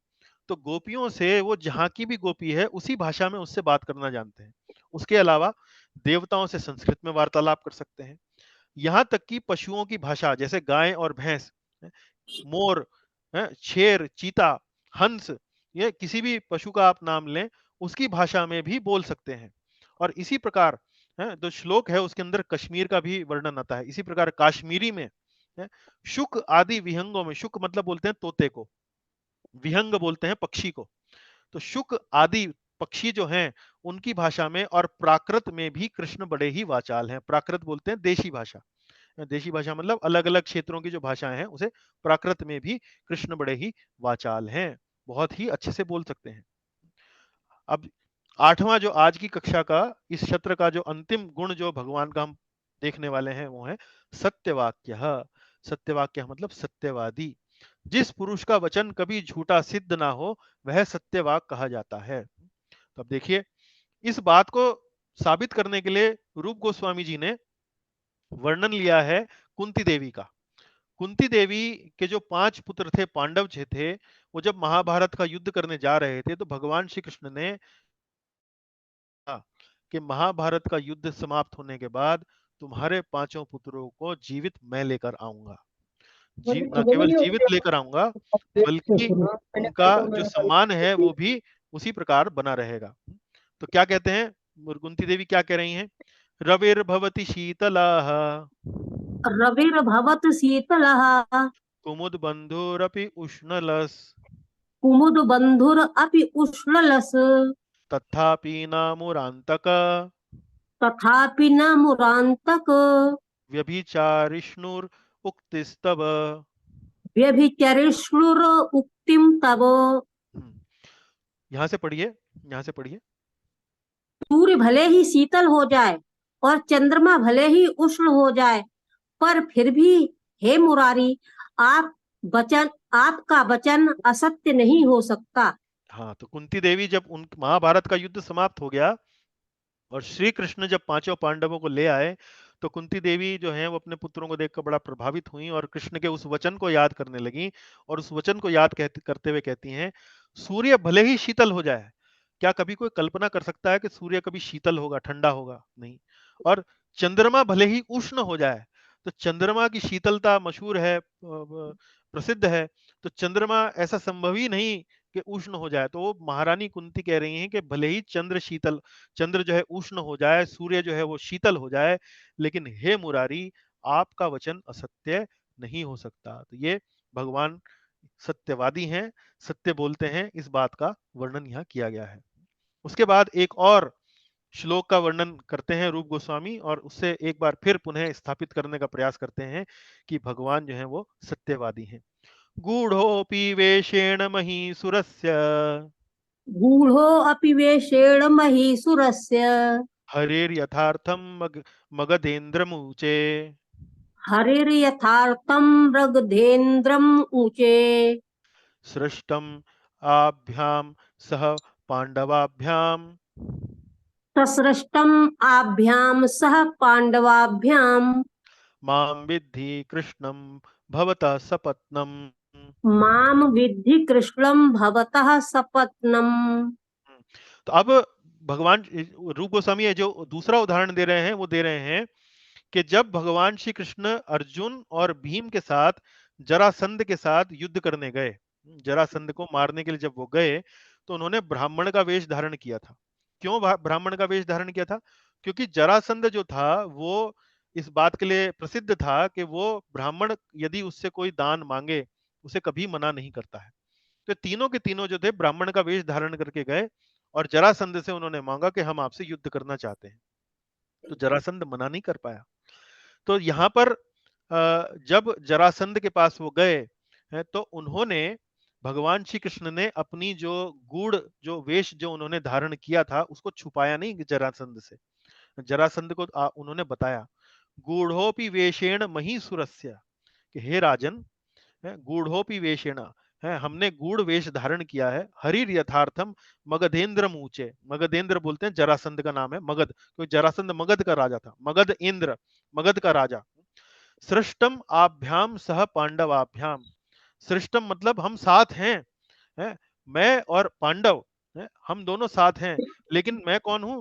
माम विद्धि, मुझे जानो, हे मगधेंद्र, मुझे जानो, माम विद्धि कृष्णम, मैं कृष्ण हूं, भवता सपत्नम, भवता मतलब तुम्हारा शत्रु, सपत्नम अर्थात शत्रु। तो इसी प्रकार जब श्री कृष्ण भीम अर्जुन के साथ जरासंध से युद्ध करने गए तो उन्होंने उन्हें स्पष्ट कर दिया कि 2 पांडव सहित छद्म वेश में वहां उपस्थित हुए वे स्वयं सनातन पुरुषोत्तम कृष्ण हैं। तो इस बात को प्रस्तुत करके, इस बात का उद्धरण देते हुए श्रील रूप गोस्वामी ये हमारे को स्थापित कर रहे हैं कि भगवान जो है वो हमेशा सदैव सत्यवाक्य अर्थात सत्यवादी बने रहते हैं। इसी प्रकार आज के ये जो विशेष सत्र हमने जन्माष्टमी का भगवान श्री कृष्ण के अद्भुत गुणों के बारे में हमारे मन को, हमारे स्मरण को, हमारे चिंतन को केंद्रित करने के लिए अनेक अनेक गुणों पर आज हमने भगवान की चर्चा करी। तो इन गुणों का पान कर कर वास्तव में मैं बड़ा ही उत्साहित अनुभव कर रहा हूं और आशा करता हूं कि जन्माष्टमी का पर्व मनाने के लिए इस कथा के माध्यम से, भगवान श्री कृष्ण के इन अद्भुत गुणों के माध्यम से आप भी उत्साह का अनुभव कर रहे होंगे। इसी के साथ आज की कक्षा को, आज की कथा को यहीं विश्राम देते हैं। आपका बहुत बहुत धन्यवाद। श्री कृष्ण जन्माष्टमी महामहोत्सव की जय। यदि कोई आपका प्रश्न है, कोई टिप्पणी है, तो हम अब उस पर विचार कर सकते हैं। बहुत बहुत धन्यवाद। हरे कृष्णा प्रभु जी। हरे कृष्णा प्रभु जी। आपका ये क्लास भी बड़ी अद्भुत रही है, वेरी न्यू एक्सपीरियंस, हाँ बहुत ही जी, अच्छा। जी हरे कृष्ण। हरे कृष्णा जी, बहुत बहुत धन्यवाद। जी ये तो ठीक है, तुम भी तो थी यहाँ पर। हाँ तन्वी जी, आप कुछ कहना चाह रही हैं माता जी? हाँ प्रभु जी, आपका बहुत बहुत धन्यवाद। आज की वाकई में क्लास बहुत अच्छी थी। चलिए, आपका हृदय शुद्ध हुआ भगवान के गुण सुनकर। जी तुम तो है ही ऐसे कि शुद्ध कर ही देते। जी, चलिए धन्यवाद। चलिए, धन्यवाद। कोई प्रश्न है तो हम ले सकते हैं, वरना विश्राम करते हैं। जी सोहिनी जी, योगेंद्र देसाई जी, आपका बहुत बहुत स्वागत। उसके अतिरिक्त आज की कक्षा में और कोई जी नहीं, बाकी सब पुराने हैं। शिखा माता जी, आपका बहुत बहुत स्वागत। शुभा पुराणिक माता जी, बहुत बहुत स्वागत जी। बाकी सभी भक्तों का स्वागत, सबका अलग अलग नाम नहीं ले रहा हूँ नहीं जी। चलिए फिर, अगर कोई प्रश्न हरे नहीं है। कृष्णा प्रभु जी, हरे कृष्णा। हाँ शिखा माता जी, हरे कृष्ण। हरे कृष्णा प्रभु जी। ये जो गुण लिया है ना हमने भगवान के, मैं बीच में एक्चुअली बीच से शुरू किया था, तो ये आप बताएंगे ये कोई कथा है या मतलब कहाँ से है ये ये? देखिए, ये वास्तव में इसका जो हमने लिया है, ये लिया है इस पुस्तक से, भक्ति रसामृत सिंधु। तो हम इस पुस्तक को पढ़ने का अभिलाषा रखते हैं आने वाले सत्रों में। फिलहाल तो हम ईशोपनिषद पर अपना अध्ययन कर रहे हैं। उसके बाद हम उपदेशामृत पढ़ेंगे, उसके बाद फिर भक्ति रसामृत सिंधु पढ़ेंगे। तो वास्तव में ये पुस्तक जो है, ये एक भक्ति का विज्ञान मतलब हम जो विशेष रूप से जो भारतवर्ष के जो निवासी हैं, जिनको थोड़ा बहुत सनातन धर्म का, वैदिक परंपराओं का थोड़ा बहुत ज्ञान परिवार में रहते हुए संस्कृति के माध्यम से हो जाता है, तो वो जो भक्ति के जो कार्यकलाप हैं उनको बड़ा सहजता से, सरलता से ले लेते हैं कि ये हम आरती करते हैं, ये हम कीर्तन करते हैं, ये हम अनेक अनेक प्रकार की जो भक्ति की जो क्रियाकलाप हैं वो करते हैं। लेकिन रूप गोस्वामी जी ने इस भक्ति रसामृत सिंधु पुस्तक के माध्यम से हमें भक्ति का एक संपूर्ण विज्ञान, उसका बड़ा ही वैज्ञानिक दृष्टिकोण रखते हुए इन सब बातों को समझाया है। और भक्ति के 64 अंगों का यहाँ वर्णन किया गया है। तो इसी पुस्तक में जो वास्तव में एक तरीके से भक्ति का विज्ञान कहा जा सकता है, उसी पुस्तक में 21वें 22वें अध्यायों में भगवान श्री कृष्ण के गुणों का वर्णन किया गया है। क्यों किया गया है वर्णन? 21वें अध्याय से वर्णन इसलिए किया गया है क्योंकि भक्ति का एक अंग जो है, भक्ति का वास्तव में पूरा उद्देश्य क्या है? भक्ति का उद्देश्य है हमारी जो चेतना है वो भगवत भक्तिमय हो, वो भगवत चेतना में हो, वो कृष्ण चेतना में हो। कृष्ण चेतना का मतलब क्या है? कृष्ण चेतना का मतलब ये है कि वर्तमान समय में हमारी चेतना जो है वो भगवान में कम और भौतिक जगत में अधिक है। हम वास्तव में जब मंदिर जाते हैं या दिन के आरंभ होने में अपनी थोड़ी बहुत पूजा कीर्तन करते हैं, यदि करते हैं तो तब उस समय थोड़ा बहुत हम भगवान के बारे में स्मरण करते हैं। हमारी चेतना जो है वो भगवान से थोड़ा बहुत जुड़ती है। लेकिन अन्यथा अन्य समयों में हमारी जो चेतना है वो वास्तव में भौतिक विषयों में ही पड़ी रहती है। उसने मेरे लिए क्या बुरा कहा, मुझे धन कितना कमाना है, मुझे नाम कमाना है, मुझे शक्ति कमानी है, मुझे इत्यादि इत्यादि, यही हमारी जो है बुद्धि जो है वो पड़ी रहती है। लेकिन भक्ति के माध्यम से हम उस चेतना को भगवतमय करने का प्रयास करते हैं, भगवत चेतना को भगवतमय करने का प्रयास करते हैं। तो इसीलिए उस संबंध में भगवान के गुणों के बारे में यदि हम जानते हैं, भगवान के गुणों के बारे में यदि हमारा ज्ञान अच्छा है, तो वो हमारी चेतना को भगवान के ऊपर ले जाना सरल हो जाता है। तो अब आप किसी ऐसे व्यक्ति के प्रति आकर्षित होंगी कि नहीं होंगी जिसके अंदर अतुलनीय बल है, जिसका दर्शन जो है वो वास्तव में ऐसा है कि उसका दर्शन एक बार आंख वहां पर टिक जाए तो हटाने का मन ना करे, जिसकी भाषा जो है वो इतनी सुंदर है कि वो जब बोलता हो तो हृदय जो है वो चुरा ले जाए, जिसके अंदर अनेक कलाएं हैं, जो संगीत बजाता है, जो पशु पक्षियों से भी बात कर सकता है, जो सबका सम्मान करता है। इस प्रकार का व्यक्ति यदि आपको कोई मिल जाए तो आपका आकर्षण उसके प्रति होगा कि नहीं होगा? तो यही आकर्षण जो है वास्तव में एक भक्त की, जिसे कहते हैं, संपत्ति है। तो उसी संपत्ति को देने के लिए हमारे जो वैष्णवाचार्य हैं रूप गोस्वामी जी, उन्होंने इस पुस्तक में उसका यहाँ भगवान के गुणों का वर्णन किया है, और शास्त्रों से छोटे छोटे उद्धरण देते हुए, हालांकि और भी उद्धरण मिल सकते हैं, एक एक गुण को लेके कई कई उद्धरण मिल सकते हैं, लेकिन समझाने के दृष्टिकोण से कि भाई कौन सा अच्छा लगेगा, उसको यहाँ पर उस पुस्तक में रखा है। तो ये तो हिंदी भक्ति भाषा में रसामृत से लिया गया है। भक्ति रसामृत सिंधु इस पुस्तक का नाम है जी। जी भविष्य में भी हम पढ़ने वाले हैं, भविष्य में पढ़ने वाले हैं इस पुस्तक को जी, जरूर अगर आप जरूर। लोग अनुमति देंगे तो। नहीं जी आपका तो आज तो टीचर्स डे का भी आपको हमारा दंडवत प्रणाम गुरु जी, जी। मेरे भी दंडवत आपने प्रणाम। हमें बहुत ज्ञान दिया, बहुत आपने हमें समझ दी है गीता की। चलिए, बहुत इसका बहुत तो शुक्रिया, जी धन्यवाद जी। धन्यवाद जय सर। श्री राधे कृष्णा गुरु जी। हाँ पद्मा माता जी, जय श्री राधे कृष्णा।